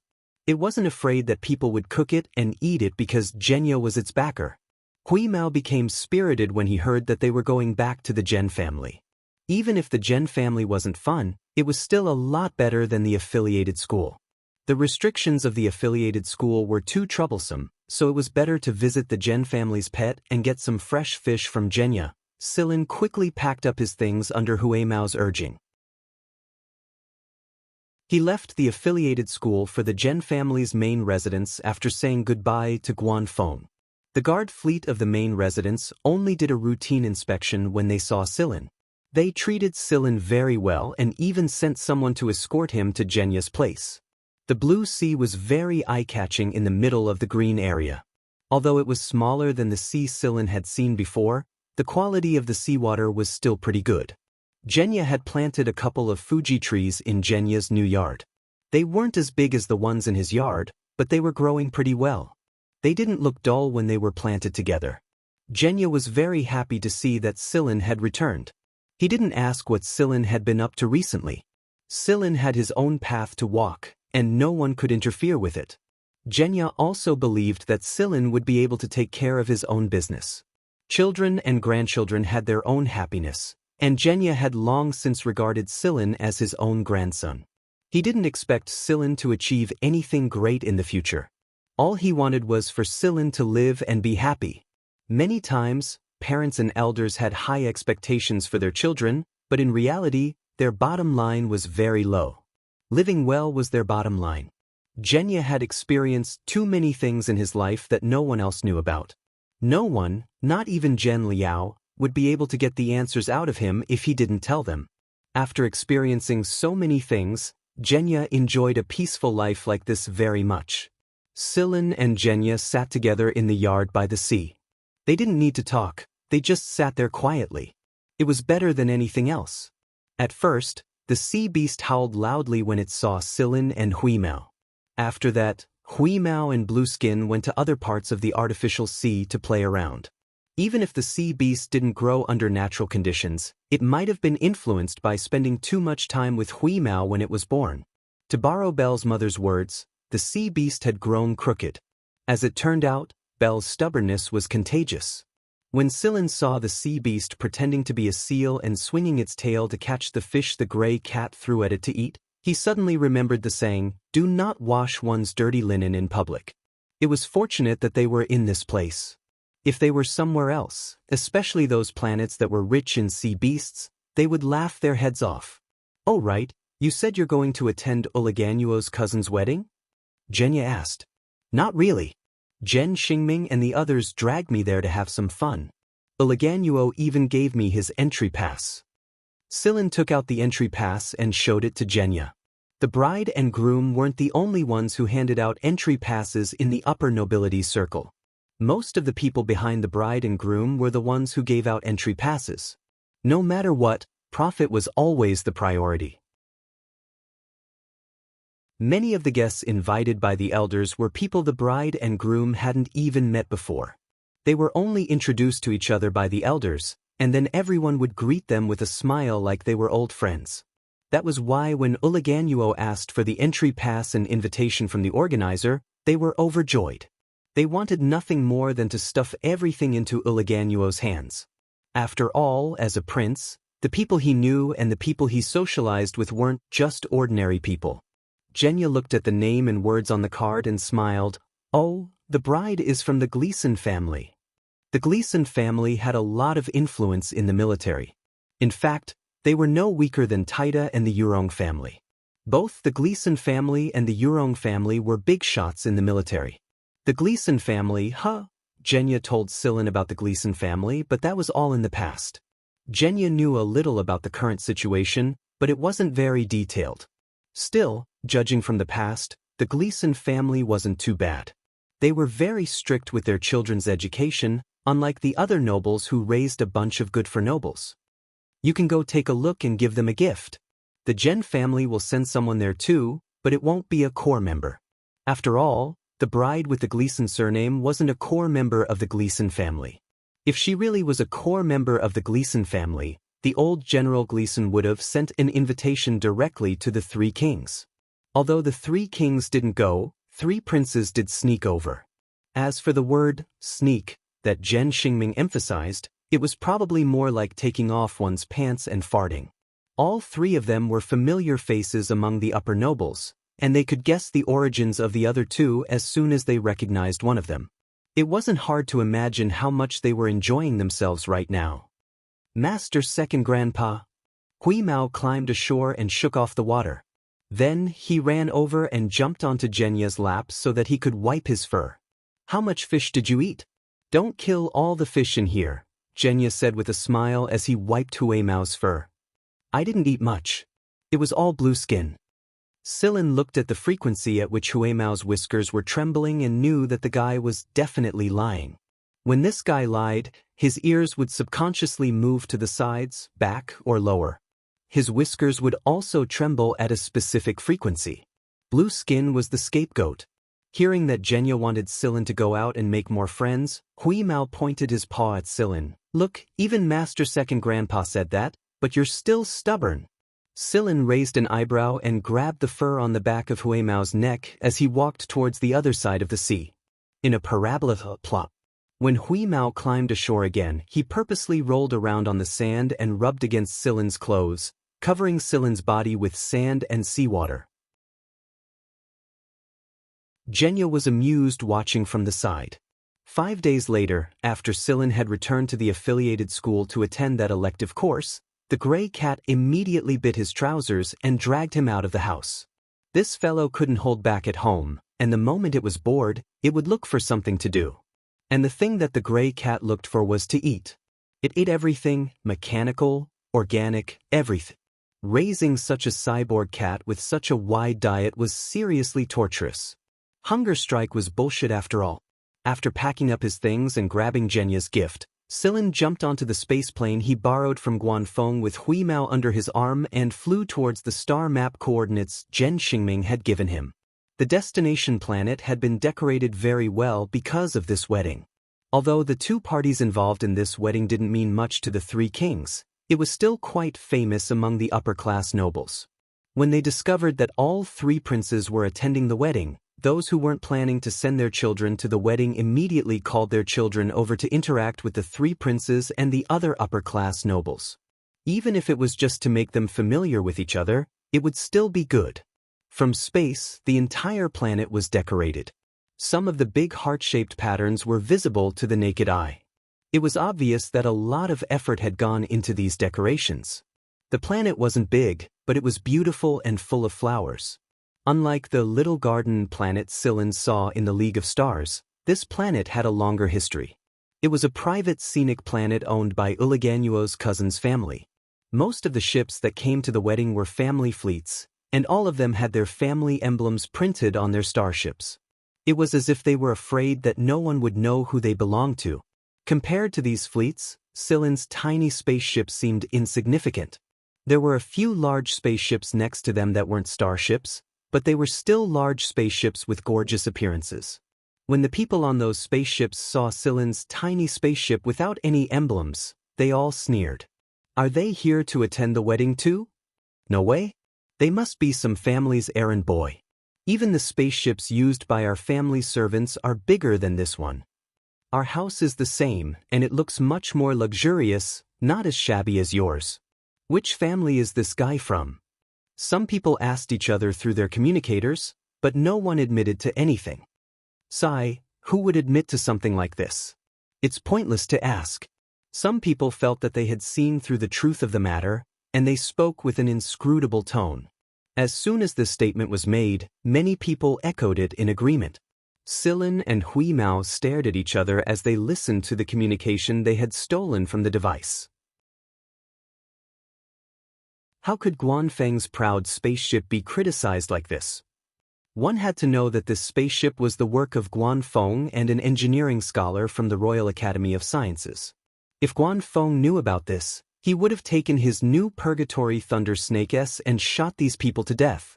Guanfeng was a man like this. It was fine to criticize other people, his character, and some of his misdeeds, but you couldn't criticize his work for no reason. If you criticized them blindly and couldn't find a reason for it, Guanfeng would fly into a rage. These people really don't know what's good for them. How dare they flaunt such a trash spaceship? Hui Mao said disdainfully. A pause later, Hui Mao wagged his tail and grinned. Should we give them a greeting gift, Silin?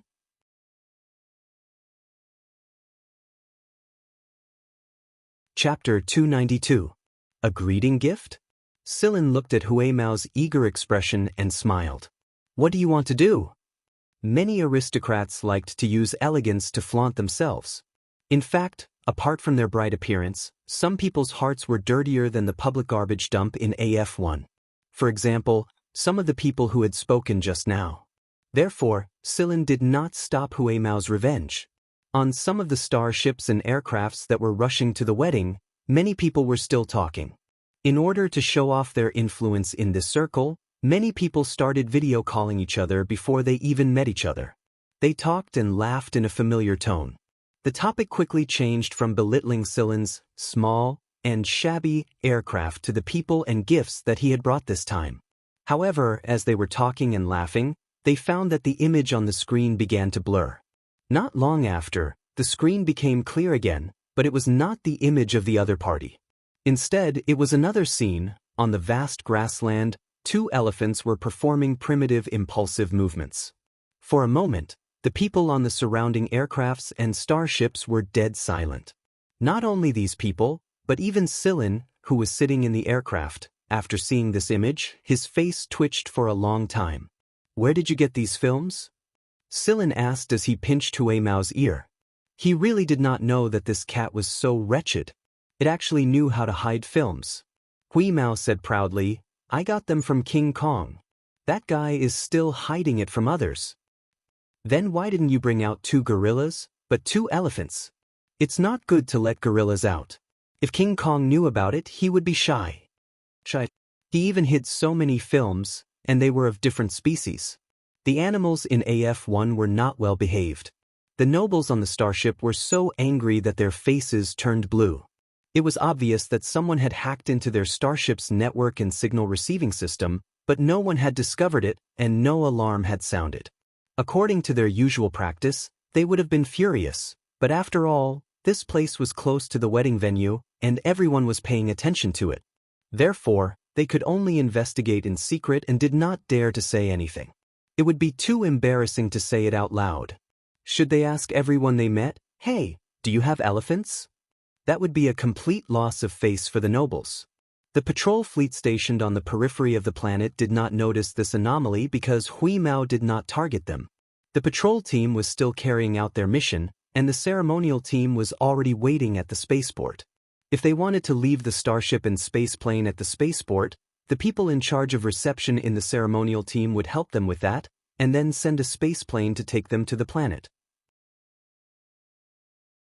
If they wanted to fly directly into the planet, they would give the guests a map with the docking point marked on it. At the same time, there would be special guides in charge of navigating the way. Many aristocrats who brought a large number of troops into the planet would not bring all of their troops into the planet. They did this for safety and to show off their family's financial and material resources. To enter the planet, one would definitely need identification. For fleets with a large number of troops, the reception staff at the periphery would only say a few words to them and let them pass. For people like Silin, who had the advantage of flying alone and did not have the special aristocratic emblem, they would definitely have to check more closely. The ceremonial team at the spaceport had already issued a rather polite reminder for Silin to park the spaceport, where there would be specialized personnel to receive and check the pass card and invitation. Sillin flew the spaceport according to the guidance shown by the received signal. He had nothing to worry about. He had the pass card and invitation. Even if he did not have an aristocratic background, these people would not make things difficult for him. After flying in through a passage opened by the spaceport and stopping the spaceport, Sillin opened the hatch. There were already people waiting not far away. The higher the aristocracy, the more they understood the word etiquette. Even if these were all on the surface, they would not neglect it. Therefore, the reception staff did not show any disdain or contempt towards Sillin even though he did not have the aristocratic emblem on him during the identity verification. They still maintained a smile on their faces. "Hello, Mr. Sillin, is it? I am Rido, the person in charge of reception sent by the Lore family. It is a pleasure to have you here." The immaculately dressed middle-aged man walked over and bowed politely. The Lore family was Uliganuo's cousin's family. They were a member of the upper nobility, and although they were not as powerful as Taita's military giant Yurong family or Naime's Sizer family who made a fortune by building flying cars, the Lore family still had a certain amount of influence in the business world. They had a lot of connections, or the Gleason family wouldn't have agreed to this marriage and made such a big fuss. "Hello." Sillin did not say much and took out the invitation letter and entry pass of his own accord. If he didn't take the initiative, this man would beat around the bush and say a lot more.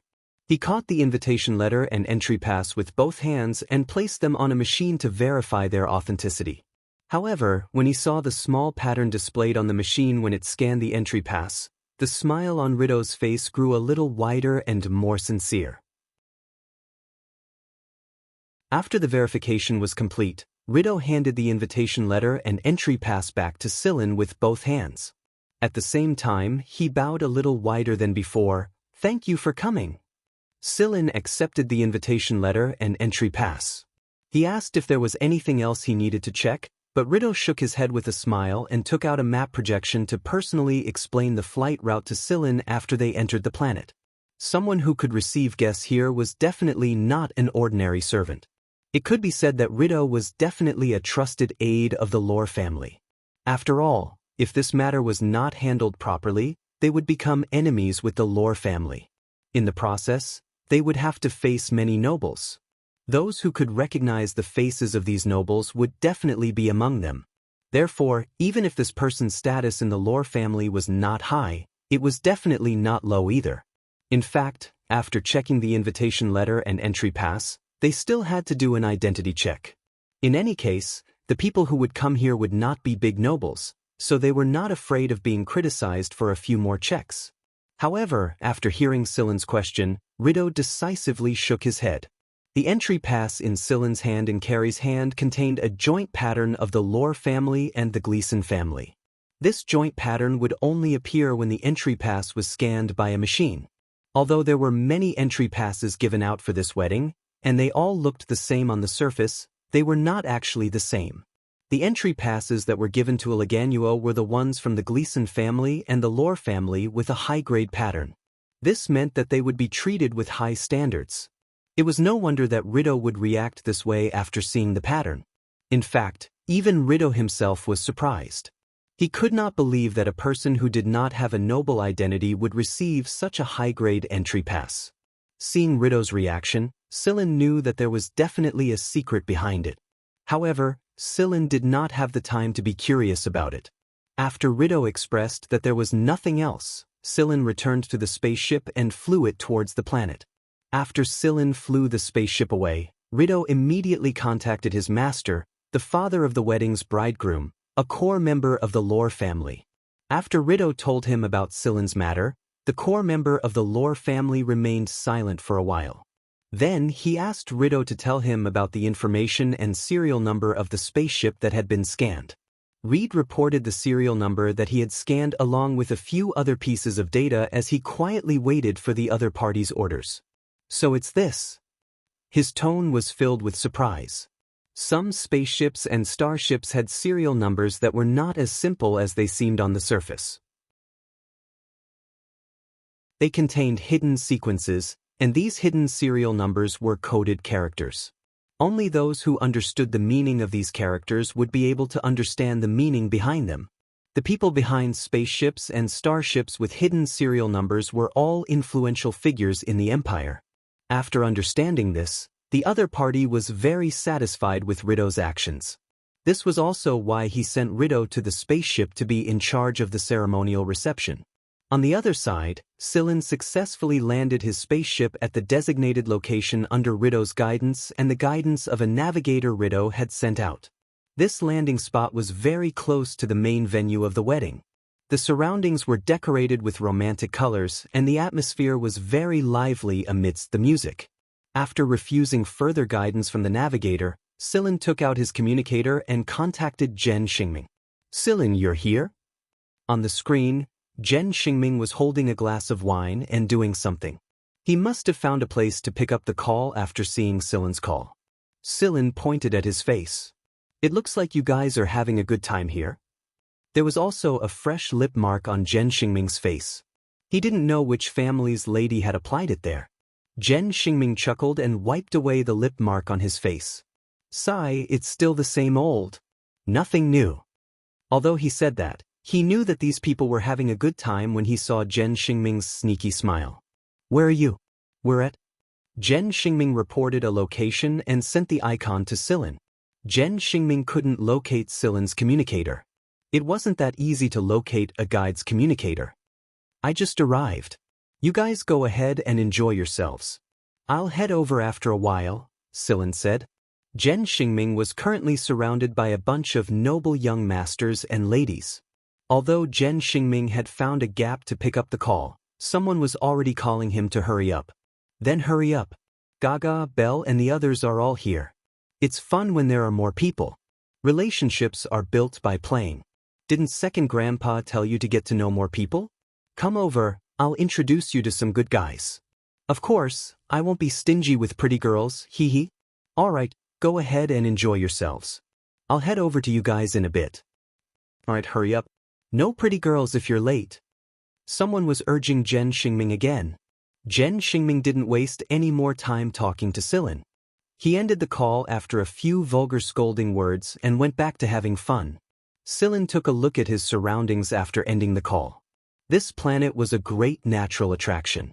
It was obvious that the Rawl family had invested a lot of resources to preserve the planet's natural appearance and improve it. There were flying cars flying across the sky from time to time. Many noble children would bring their flying cars along with their space planes or starships, but Sillin didn't. Instead, Sillin took out a hoverboard that he had made himself. He preferred the ease and convenience of a hoverboard over a flying car. Without wearing a windshield, Sillin took to the sky on the hoverboard with Hui Mao clinging tightly to Sillin's shoulder. The wind blowing at them messed up Hui Mao's fur, but it was a very exciting feeling that Hui Mao liked. After the incident on Mercury Eagle's back, Hui Mao had dreamed of growing wings a couple of times. Therefore, he liked the feeling of flying more and more. He couldn't feel this kind of excitement from a flying car at all. "Wait!" shouted Hui Mao as he slapped Sillin with his paw. "What's wrong?" asked Sillin as he slowed down the hoverboard. "The taste of food," said Hui Mao with a face full of reminiscence. Because this place was relatively close to the main venue of the wedding, there were buffet tables set up in this area for guests to enjoy. Many people would go there to replenish their food after they got tired of playing around. As expected, no matter how beautiful the dream of wings was, it couldn't resist the temptation of food. Sillin changed his original flight path and flew to the nearest buffet marked on the map he had obtained when he came here. In fact, there was no need for this map. Hui Mao could tell the specific location just by saying it. The nearest buffet was actually a little far from where Sillin was. Hui Mao's nose was indeed very sensitive. There were quite a lot of people at this buffet, but there were fewer young people. Most of the young people were gathered at a certain central area and were having a good time. Seeing Sillin coming down on a hoverboard, many people snorted. There were luxury cars parked all around, but only Sillin came down on such a simple thing. It would be strange if he didn't attract attention. Sillin didn't care about other people's gazes. He came here to eat, not to struggle. After putting away the hoverboard, he washed his hands and asked Hui Mao to wash its paws. Silin took it out. After washing its paws, Hui Mao jumped onto an empty small table with its two hind legs like a kangaroo. When it jumped, the meat on its round body bounced. After sitting down on the small table, Whiz rattled off a bunch of things and waited for Silin to bring the food over. After all, it wasn't very convenient for the cat to pick its own food from the table in front of a large crowd. There was a service robot, but Hui Mao said it didn't believe in the service of such a retarded robot. It asked Silin to help get the food. Silin took 2 plates and walked over, ignoring the curious gazes around him. One plate was filled with aquatic food, and the other plate was filled with a little more variety. As Silin was choosing food, a voice came from behind. "Excuse me, are you Brother Silin?" Silin turned around. Although the person had changed a little, Silin still recognized her. Kiva Lunani? The girl standing in front of him was the girl Silin had met when he went to Baron Bader Intermediate Education School to look for Chang Xiao-san and Chang Xiao-si.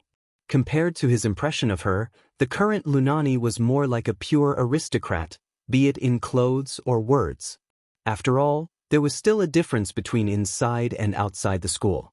Plus, after not seeing her for a long time, the girl's eyebrows had opened up a little, giving her the air of a noble little princess.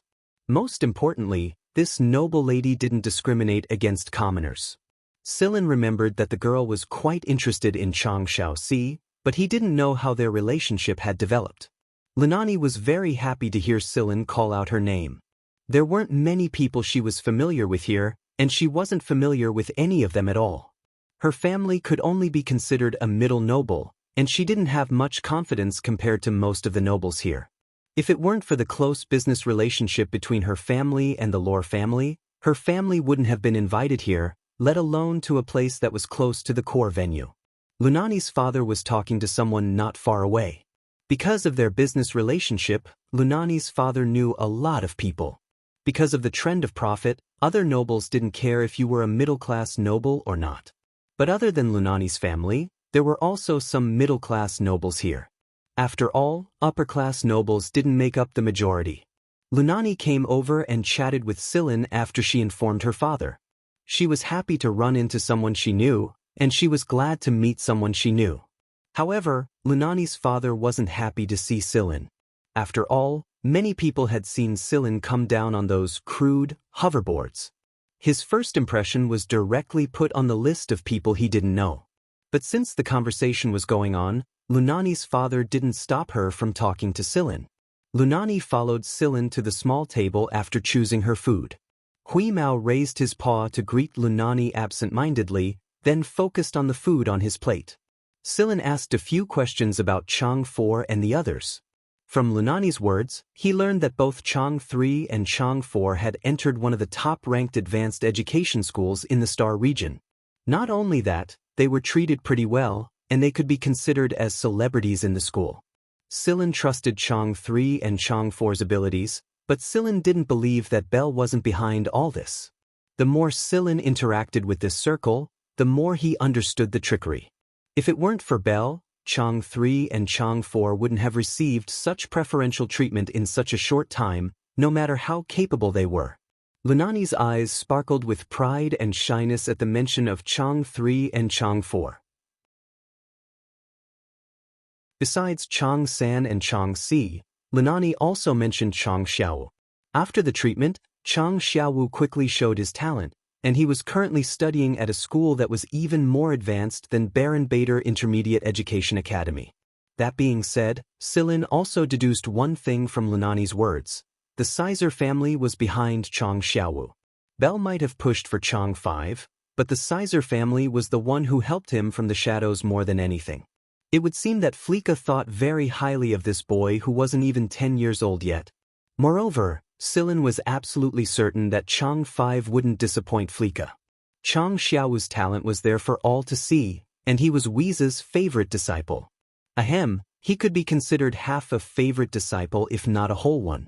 Coupled with Chang 5's experiences in his early years, he knew how to seize opportunities better than anyone else.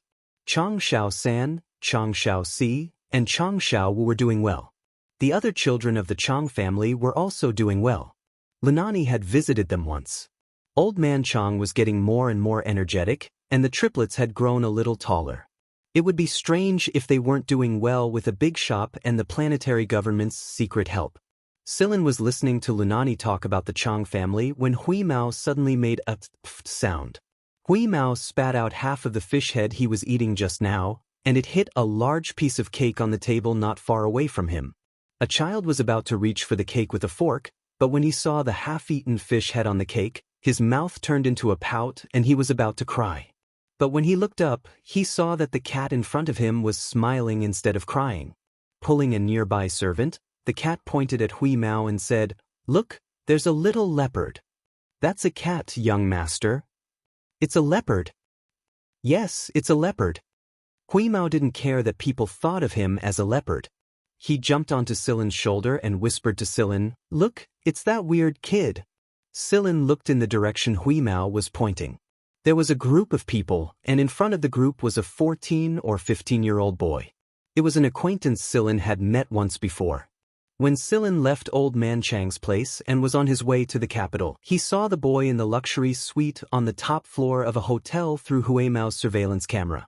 At that time, the boy and the people he brought with him didn't have any emblems on their clothes, so he couldn't tell which nobility they were from. But today, they had family emblems on their clothes. They were from the Gleason family. "Look, it's young Master Dodge from the Gleason family. I didn't expect this young master to show up. I heard that young Master Gleason has a lot of power in the family." "Really?" Blah blah blah. Some people were already thinking of ways to curry favor and establish a relationship with him. So this is Gleason Dodge. Naimi once said that every upper-class noble in the empire knew that there were two brats in the empire other than the monarch and the three kings. One of them was Yurong Taida, and the other was Gleason Dodge. Anyone who dared to touch them would be met with great misfortune. It was a lesson learned from the mistakes of the past. Silin was familiar with Taida, but he didn't think that the other brat Naimi was talking about would be this young man. If Taida received special treatment from Old Man Yurong due to his age and special background, and caused the other upper-class nobles to treat him differently, then why was this boy different? Both Hui Mao and Silin had a deep impression of this boy. The boy's keen intuition was able to detect Hui Mao's surveillance. Up until now, there were very few people who could detect Hui Mao's surveillance, and Gleason Dodge was just a 14 or 15-year-old child. Even in the face of an assassination attempt, he was able to act as if he didn't hear anything. Such a person was indeed frightening, but it was hard to explain why people would put him in the same position as Taida, a brat that no one dared to mess with. Gleason Dodge and a group of people walked over from the distance. Their presence was so strong that everyone who wanted to go over and greet them was forced to stop in their tracks. A mere 14 or 15-year-old had such an aura.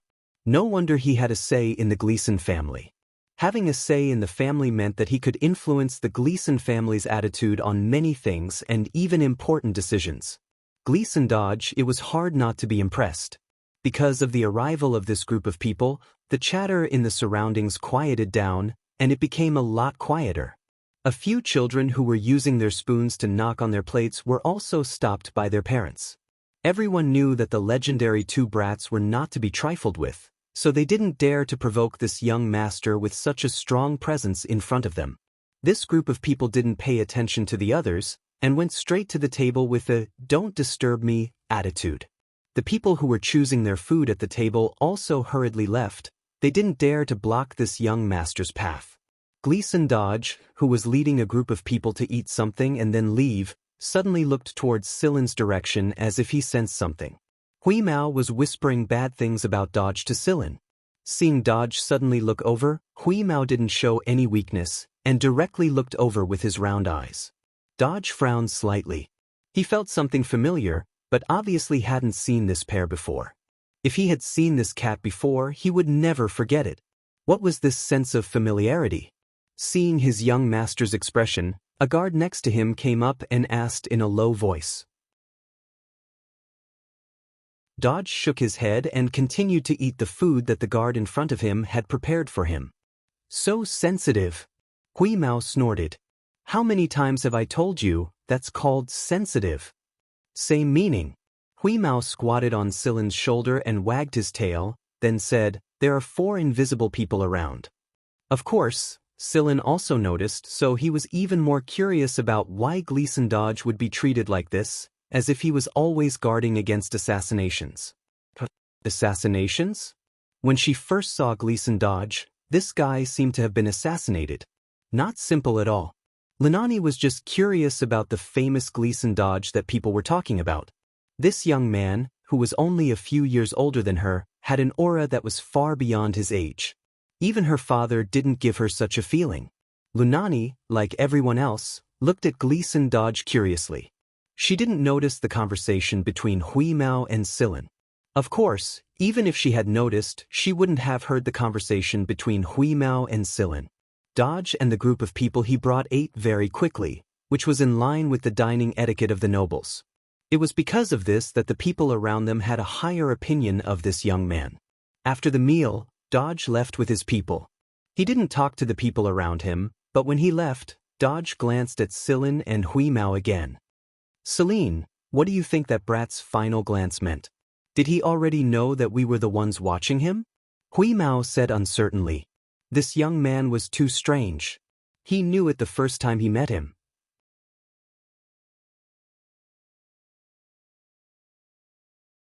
Chapter 293. Silin didn't know if Gleason Dodge realized that Silin and Hui Mao were the ones who spied on him that day, but one thing was for sure, Gleason Dodge had begun to pay attention to both Silin and Hui Mao. The 15-year-old boy's intuition was too sharp, and Silin had to be prepared for it. After the young master of the Gleason family left with his people, the surrounding atmosphere began to relax again. However, the following topics were all about this great noble who was in his teens. As for Celine, he had long been forgotten by the people around him. Lunani excitedly told Silin about the legendary young genius. Dodge hadn't enrolled in any educational school, and he had learned everything from elementary education to advanced education on his own. By the time his peers started their elementary education, Dodge had already started his intermediate education, and it didn't take long for him to start his advanced education classes. Sometimes he would attend some famous academies and listen to the guest lectures of the old academicians invited by the RAS. He wasn't faking it, he truly understood what they were saying. Lunani had said a lot about the young genius, Gleason Dodge. It was hard to tell how much of it was true, but there had to be a reason for it. Since there was such a rumor, it meant that something similar had happened more or less. People kept coming and going at the self-service lounge. As soon as they heard that Gleason Dodge had been there, the newcomers began to talk among themselves. Suddenly, Silin saw a familiar face walking toward him. "Libero!" Silin called out. The person who was sauntering towards Silin with his head hung low and looked very lethargic was none other than Libero, one of his roommates back when he was taking the AF5 entrance exam before he entered the AF5. Libero didn't say what kind of background he had, but it seemed like his father's status wasn't low. Libero's clothes had the emblem of the Lore family on it. When Libero heard his name, he raised his head and looked in the direction of the voice. When he saw Silin sitting there and waving at him, Libero's listless expression brightened. He smiled and ran over to Silin. Some people in the surroundings also saw Libero running over. These people would first look at the family emblem the newcomer was wearing, and then they would decide whether or not to greet him based on the family emblem. Someone was about to approach Libero when they saw the Lore family emblem on him. However, before they could take a step forward, someone pulled them back and whispered something to them. Then, the person who was about to approach Libero stopped and looked at him with disdain. If it weren't for the Lore family emblem on Libero's body, or if they were in a different place, they would definitely show their disdain. After all, this was the Lore family's private property. They had to give the Lore family some face, right? Libero was already used to the attitude of the people around him, so he didn't care. He walked over to Silin and sat down. "Hey, why are you here? I didn't expect to see you here." Libero was very happy to see Silin. After all, Silin was one of the few people who didn't look down on the mutants. On top of that, they were roommates who had also attended the 5th exam. This was the first time Libero had seen Silin after they had parted ways. "A friend gave me a pass, so I came here to eat and drink." I don't really know anyone here, Silin said. You don't know me? Who is this little girl? Aren't you going to introduce us? Libero squinted his eyes. He looked at Lunani and then at Silin. His eyes seemed to say, Brother, not bad. She's still a young flower. Don't be ridiculous. It's not what you think. Silin introduced both Lunani and Libero to Lunani. However, Silin only mentioned that they were former roommates when he introduced Libero, so he didn't go into too much detail. Speaking of which, I didn't expect you to be from the Lore family, Silin said. Libero smiled helplessly. I wouldn't have the right to come here if I wasn't accepted by AF2. AF2, the first advanced education school under the RAS. Lunani exclaimed. It was too difficult for them to get into an affiliated school. AF3 was only for the upper class, and it was difficult to get in without a strong relationship with the upper class. As for AF1 and AF2, it was even more difficult. Rumor had it that they were where all the geniuses of the Empire gathered. Yeah, didn't Silin tell you? Libero asked.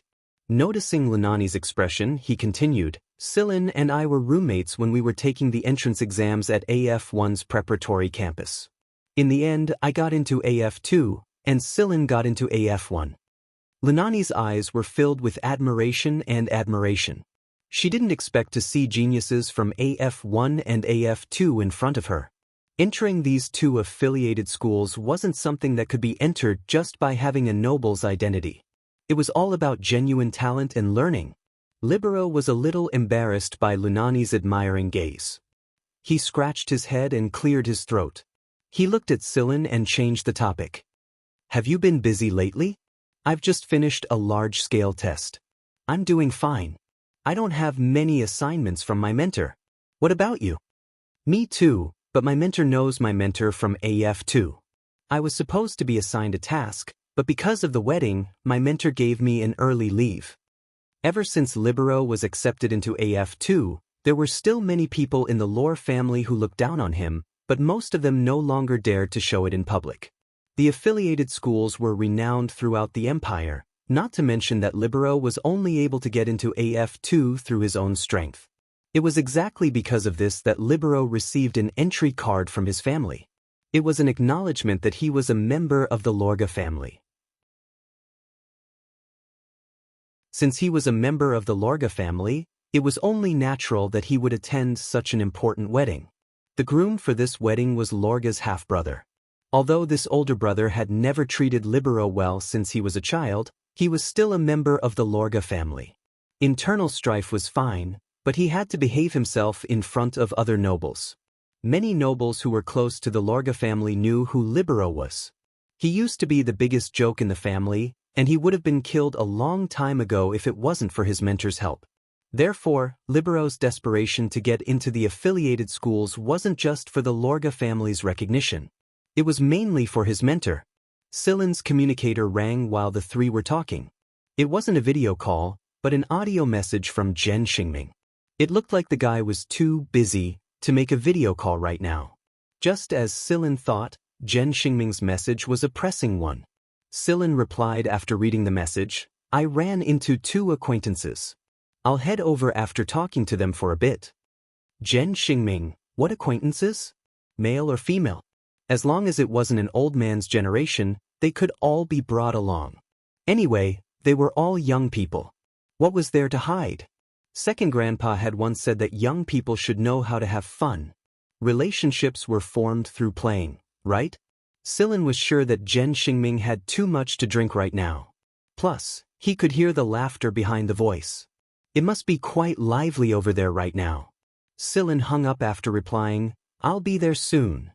Lunani and Libero didn't know Zhen Xingming, so they couldn't tell whose voice it was. As for the other people around them, they were too far away to hear anything at all. My friend asked me to go over. Do you two have plans? If not, let's go together, Silin said to Lunani and Libero. Lunani was a little afraid of strangers. Or rather, she was afraid of the supercilious looks from too many great nobles. However, this place was too unfamiliar to her, and she didn't want to leave just like that. Since they were Silin's friends, they should be easy to get along with. It was more accurate to say that she trusted little Four than Silin. After reporting to her father briefly, Lunani left with Silin to her father's dissatisfaction. As for Libero, he had the same thought as Lunani. Since they were Silin's friends, they should be easy to get along with. Do you have a flying car? Since they were going to go together, Silin's hoverboard alone wasn't enough. They needed a flying car. Lunani shook her head. She came here in her father's flying car and didn't bring her own. Libero didn't drive a flying car either. In fact, he didn't even come here in his private car, but a service car on the planet. Without a flying car, they could only borrow one from a car rental spot set up by the Rawl family. Silin borrowed one from the car rental spot with a pass card. The flying car's specs weren't great, but they definitely weren't bad either. Nobles cared a lot about their reputation, and giving them a low-quality car was basically a slap in the face. Silin sat in the driver's seat, Lunani and Libero sat in the back, and Hui Mao was munching on a biscuit in the passenger seat. After looking at the coordinates Zhen Xingming had given him, Silin drove the flying car towards that direction. He wasn't going too fast, and he didn't forget to take a look at the scenery below him while he was flying. Lunani looked forward to the scenery very much, because every girl had a dream of becoming a bride. Libero wasn't very interested in the scenery. Some of the things here were even arranged by him, and he came back to do hard labor. His stomach hurt just thinking about it. Whoosh whoosh whoosh. While Silin was driving the flying car slowly towards the destination, a couple of flying cars flew past him. One of them almost brushed past the outer shell of Silin's flying car, and a couple of bullets hit the back of the car. Thankfully, the flying car's defenses were good, or else it would have been severely damaged. Lunani was shocked by the series of events, and Libero wasn't much better off. He looked out the window and said angrily, "These noble kids are crazy." "Poor they?" Silin asked after he stabilized the flying car. "I don't know, but I've seen them racing a lot lately. I wouldn't have said anything if they were skilled, but the problem is, what kind of skills do they have? Every day, the Rawl clan's cleaning robots have to clean up dozens of wrecked flying cars due to racing. They've also accidentally injured a few people, but since the injured people aren't on any important missions, everyone keeps quiet about it." Libero grew angry at the mention of this. As expected, the lives of everyone other than nobles were worthless. These people had nowhere else to spend their money, and they were still in high spirits even when their luxury cars were turned into scrap metal. Silin changed his flight path and avoided these people when he saw a few flying cars firing at each other. If worst comes to worst, he'd just have to take a detour a little longer. That was what Celine thought, but those people really had their eyes on them. With a whoosh, they flew towards them again. When they flew over, they even released them while shouting crazily. Hui Mao said while biting into a biscuit, "Should we teach them a lesson?" At this distance, Hui Mao was more than capable of interfering with the flying car's control systems. Silin shook his head. Not many of these noble kids had real strength, and it was obvious just by looking at the flying car's trajectory. "Sit tight," Silin said to Lunani and Libero before adjusting some of the settings on the flying car's control panel. What surprised Silin was that even though this was just a public rental car, it was still equipped with all sorts of surveillance and alarm systems. It was just that very few people would put these things to good use. Even though a rental car was a bit inferior to a custom-made car, as long as they had a good driver, this difference wouldn't be a problem. A few noble children were driving their flying cars and surrounding Silin's flying car. It was as if they were watching a movie, observing the cowardly expression of the trapped wretch and waiting for it to beg for mercy. But before they could act arrogantly for long, the poor bastard charged out of a gap in the encirclement as if he had been injected with chicken blood. He's rebelling. He still dares to escape. Damn. Hurry up and chase after him.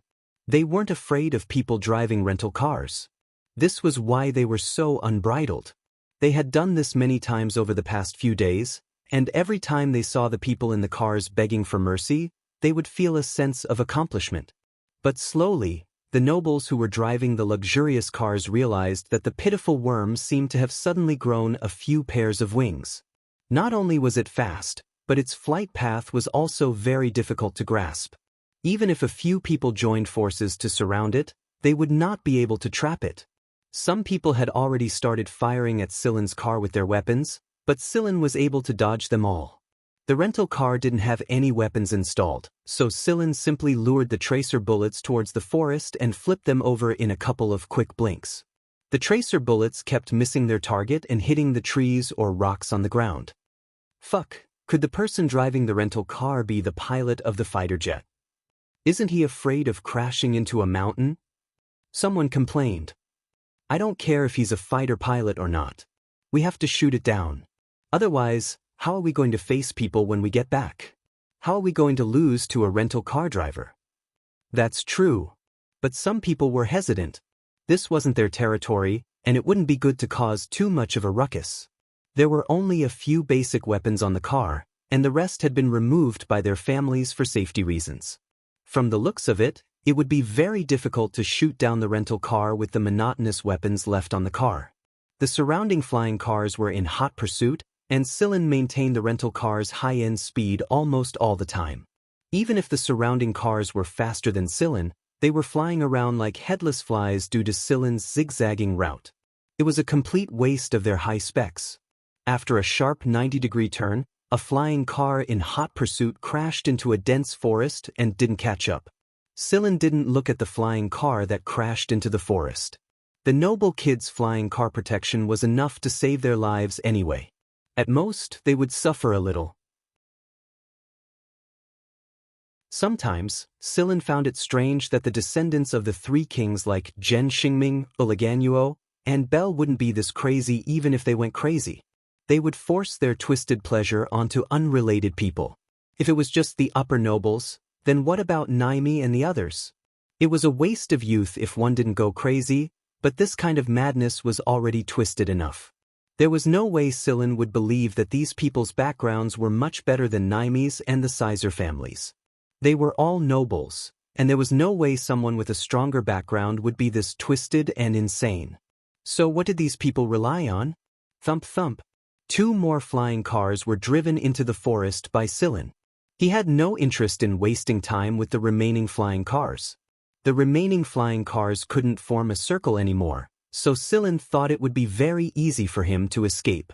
Thus, the rental flying car that was labeled as a pitiful bug easily bypassed the obstacles of the buildings and trees in front of it and flew into the distance like the wind, leaving the flying car that was still flying and dodging obstacles farther and farther behind until it could no longer be seen. After making sure that he had shaken off the annoying flying cars, Silen checked the direction and flew towards his destination. Feeling that the atmosphere inside the car was too strange, Silen looked at Lunani and Libero through the rearview camera.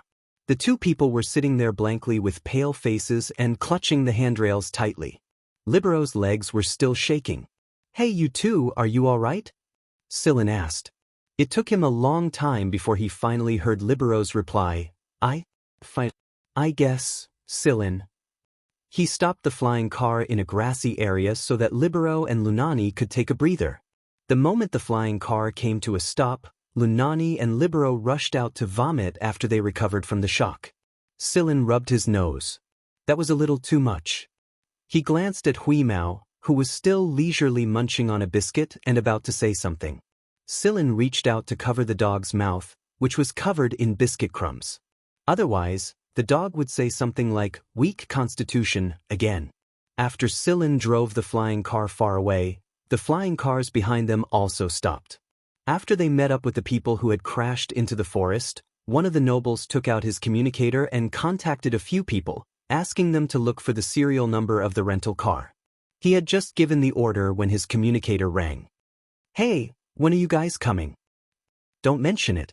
We ran into some trouble. Stop bullshitting. Who are you trying to scare?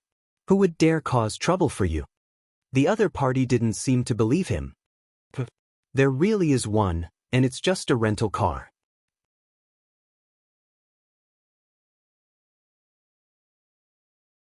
Chapter 294. The place Zhen Xingming mentioned was close to the main wedding venue, but it was in a different direction from where Silen had landed. Moreover, he had run into a bunch of street racers on the way there, so it took him a while to get there. It was a place the Rawl family had built specifically for youngsters to have fun and socialize. Even before he landed, he could tell that the place was bustling with activity from above.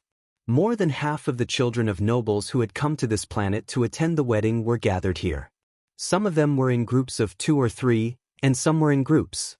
They were all chatting with people they were familiar with and looking for a chance to build a relationship with someone of a higher rank. Sillin parked his flying car at the designated spot. The parking lot was filled with dazzling luxury cars, and most of them had the whirlwind emblem on them. Any car with this emblem represented luxury, and people used it to show off their status. Lunani and Libero were obviously familiar with the whirlwind. Lunani's father's personal car was a whirlwind, but she herself had one as well. It wasn't a custom-made version, and one had to make a reservation long in advance to get a custom-made car unless they provided a design. Otherwise, they had to wait in line obediently. Of course, the Sizer family would definitely show you some respect and make a custom car in advance if your background was strong enough.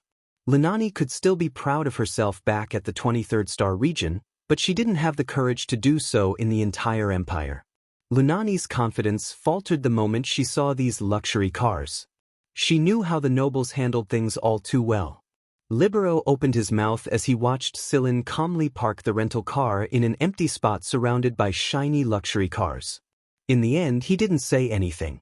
He wouldn't have been able to stay as calm as Sillin if he were in Sillin's place, and he wouldn't have parked his rental car here.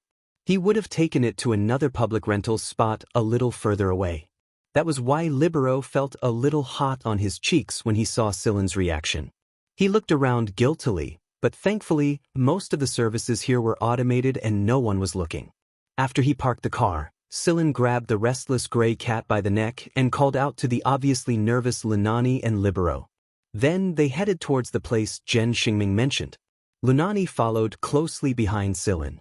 She was afraid that he would leave her behind. As for Libero, he saw a couple of people he knew, but he chose to ignore their disdainful and provocative gazes. It wasn't like they dared to act too presumptuously in this place. It was an internal rule, and everyone had to do their best to show off their manners and poise in a gathering place like this. Even if they had personal grudges, they would put them aside for the time being. Firstly, they were not the main characters of this incident. Secondly, they did not dare to take the lead. After all, there were people with higher statuses than them here. In order to avoid unnecessary trouble, everyone would choose to give way and focus on the few people with the highest statuses. If anyone made too much of a ruckus, they would be seen as stealing the limelight from those few people. This was a hidden rule. Lunani was following behind Sillin nervously and didn't pay much attention to the people around her. She turned around when she suddenly heard a familiar voice. Luna was her nickname. Only people who were close to her would call her that. The person who was calling her right now wasn't someone she knew, but to show that they had a lot of connections here, everyone liked to call each other by their nicknames when they saw someone they knew. Of course, this was only limited to people who weren't higher in status than them. They would never dare call someone of higher status like this. The girl who walked over with a puffy skirt came from a middle-class noble family just like Lunani's family. However, unlike Lunani, this girl knew a lot of people in the noble circle and liked to make friends with them. "Nice to meet you, Sister Vela." Lunani pulled her skirt up and gave a noble greeting. Vela didn't pay too much attention to Lunani. Instead, she examined Sillin and Libero from head to toe. Libero was wearing the Lore family's emblem, but Sillin wasn't. She hadn't met them before, but she wouldn't underestimate them since she had spent most of her life among the upper-class nobles. She smiled at Sillin and Libero as a greeting, and both of them returned the greeting as well. She was used to judging a person's status and self-restraint through their standard and proficiency in their greeting. Both Sillin and Libero's greeting looked casual and natural, but it wasn't a deliberate imitation at all. This caused Vera's opinion of them to rise a little higher. But she didn't know them, and she believed that she had met every single person of status in the upper nobility before. Therefore, even if she thought highly of them, she wouldn't pay them any mind. "Luna, why didn't you tell me you were coming? You're not a good friend." Vela pretended to be angry. "I'm really sorry. I was with my father and didn't plan on coming, so I didn't want to trouble you. Lunani felt like her face was a little stiff from the smile, but she still maintained a flawless appearance. After all, this was a necessary skill for a noble. If that's the case, I forgive you. Let me tell you, Luna, I've made a lot of new friends in the past 2 days. Come, I'll introduce you to them. Vela liked to show off her superiority, and Lunani knew this very well. It would be good to know more nobles, but Lunani didn't feel safe in an unfamiliar environment like this. Little Luna didn't dare to make decisions carelessly because she was familiar with the dirty facade of nobles. Compared to Vela, Lunani trusted Sillin more, so she turned down Vela's invitation politely. All right then. This is a great opportunity. Don't regret it if you miss it. Vela didn't waste any more time since Lunani had turned her down. She quickly excused herself and walked into another group to socialize.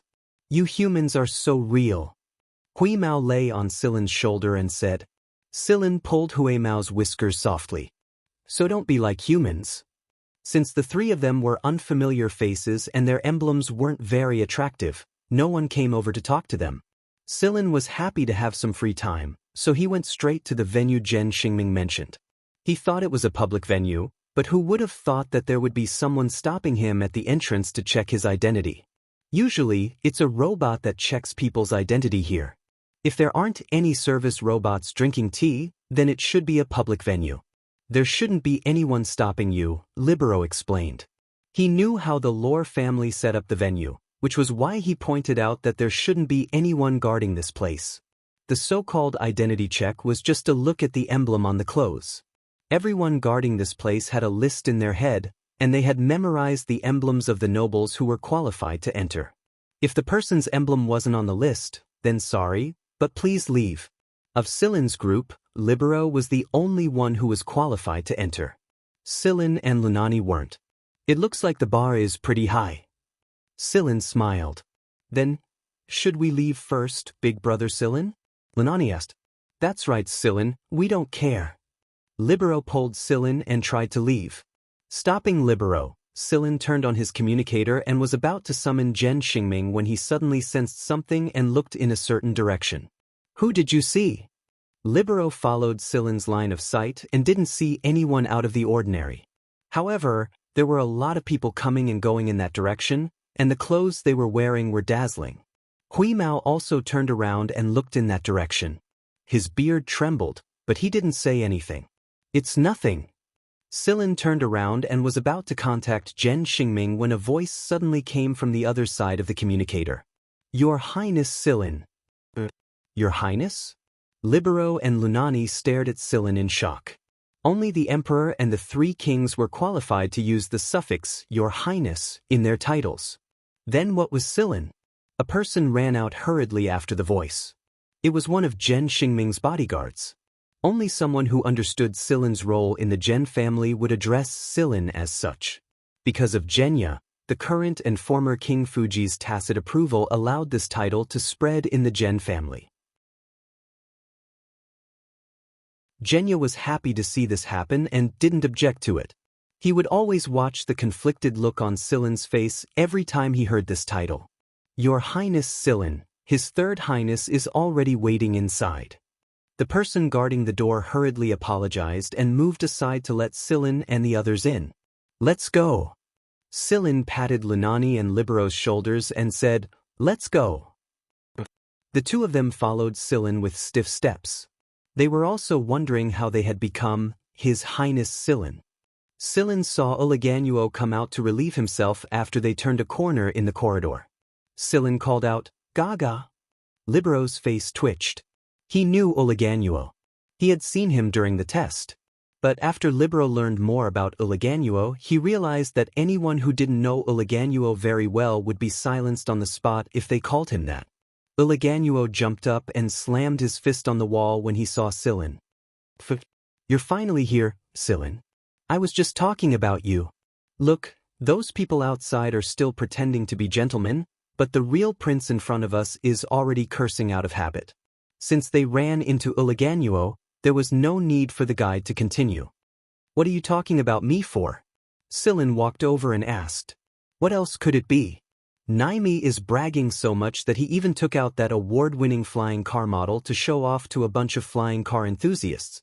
Jen Xingming, Uliganuo, and Belle had won quite a lot of money during the flying car race that Silin and Naimi participated in. It was pocket money that belonged to them, and they didn't have to worry about their families. Libero's face twitched again. Since when did Silin participate in a flying car race? Libero was busy with his mission at the time, and he didn't pay much attention to the racing car race because he didn't have the funds to do so. That was why he didn't know that Silin had participated in that very influential race. Moreover, the people who left the deepest impression on everyone during the race were Vegfritter, the young master of the Sizer family, and Naimi, the young master of the Sizer family. As for Silin, he didn't show his face much, and the Sizer family had blurred his name at Silin's request. That was why not many people remembered Silin. Who's this? Uliganuo looked at Lunani with interest. He remembered Libero a bit, but he didn't know this girl at all. She's a friend of my younger brother, Kiva Lunani, Silin explained. Lunani bowed cautiously to Silin. This bow was different from the one she had used before. It was a special greeting for royalty. Royals had their own special greeting as well. Uliganuo waved a hand after Lunani was done. You don't have to be so reserved since you're Silin's friend. Relax a bit. Lunani nodded hurriedly. She didn't care what Uliganuo meant by relax a bit. Kaka, your smile is so perverted. Huimao said. Uliganuo wasn't angry at all. Instead, he greeted Huimao with a chuckle. Hey Wheeze, I've prepared a lot of good food today. Uliganuo's image in Huimao's mind was instantly upgraded from perverted to friendly. Uliganuo explained that all three of them had agreed to the guards stationed at the entrance of the venue. It was because their identities were public and too many visitors came to visit them. It was to the point where they were annoyed to no end, so someone suggested that they be stationed at the entrance. That was how things turned out. When Silin walked into the room Uliganuo mentioned, a silver-white shadow flew toward him. Silin didn't try to dodge. Huimao leaped into the air and bit down. Huimao was already holding the vegetable-shaped model tightly in his mouth by the time he landed on the ground. Heido, please have mercy, Lord Cat. Naimi jumped over to Huimao's side and tried to say something nice. The people who were yelling at Huimao were about to curse him when they saw him holding the model in his mouth, but they immediately swallowed their words back into their stomachs when they saw the cowardly look on his face. What a joke, he even called him Lord Cat. How would they dare to curse him? Wouldn't that be suicide? Silin, get over here. Jen Xingming pushed away the two beauties beside him and placed 3 bottles of alcohol on the table. You're late, so you'll punish yourself with 3 bottles. Celine didn't say much. She picked up the bottle and started to pour without stopping. 3 bottles of wine were finished just like that. Good. The obviously drunk Jen Xingming slammed the table and roared again. His so-called princely demeanor was completely gone, and Lunani was staring at him with a look of disbelief on her face. Silin shook his head. No wonder Jen Xingming was punished every time he returned home. His father's spies knew everything he did outside, and he was going to get whipped again after the wedding. He might even be sent to the army for another round of furnace modification. Belle thought Lunani looked familiar, so he clapped his hands after Silin's explanation. I was wondering why you looked so familiar. You're Changfor's wife. Lunani. Lunani's impression of the 3 princes had been completely overturned.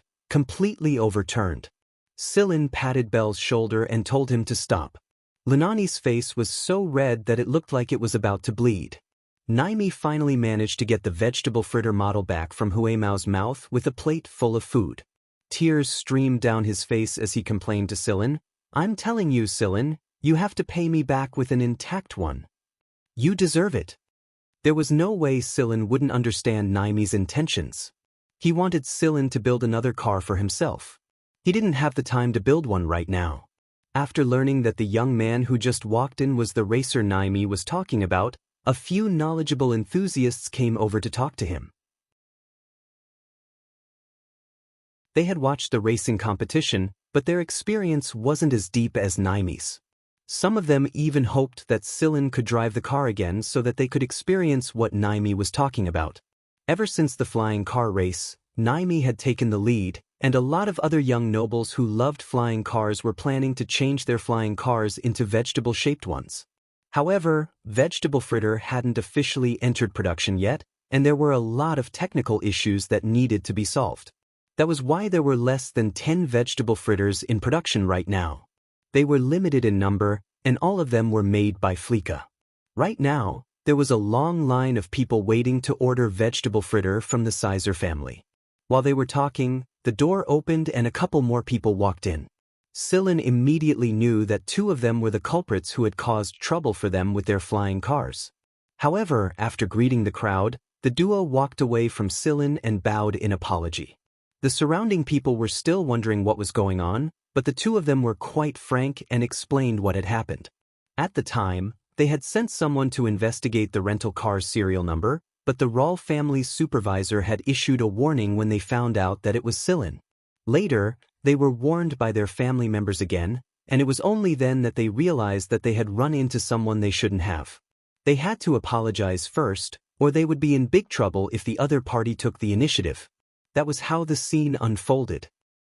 You guys have a pretty big deal. You want to race with Sillin? Are you tired of living? Naimi snorted. Ahem, of course I don't know. Cut the crap, who doesn't know what kind of people you are? It looked like Naimi knew them, but since they were here, Sillin didn't say anything out of respect for Naimi. Halfway through, Sillin excused himself to go out and drain the water. He walked through the long hallway and arrived at a secluded place. He looked at the hidden cameras around him, pressed a button on his wrist, and entered a room in a flash. It was a place to store goods, sofas, tools, and so on. After Sillin entered the room, he looked around once and said, "Come out." A figure slowly came into view after Sillin's voice. It was a robot, a Black Viper robot. After Sillin took over Guanfeng's position, the robot's programming had changed. They wouldn't attack Sillin because they knew where Sillin was in Black Viper. What happened? What's your mission here? You're tuning in to the Passion Pages YouTube channel. We're so grateful for your support, and don't forget to subscribe to join us on this incredible journey through captivating stories. Your generosity through donations truly makes a world of difference, as it's the primary source of revenue that allows me to expand and enhance this channel for you. Thank you from the bottom of my heart for being a part of this adventure.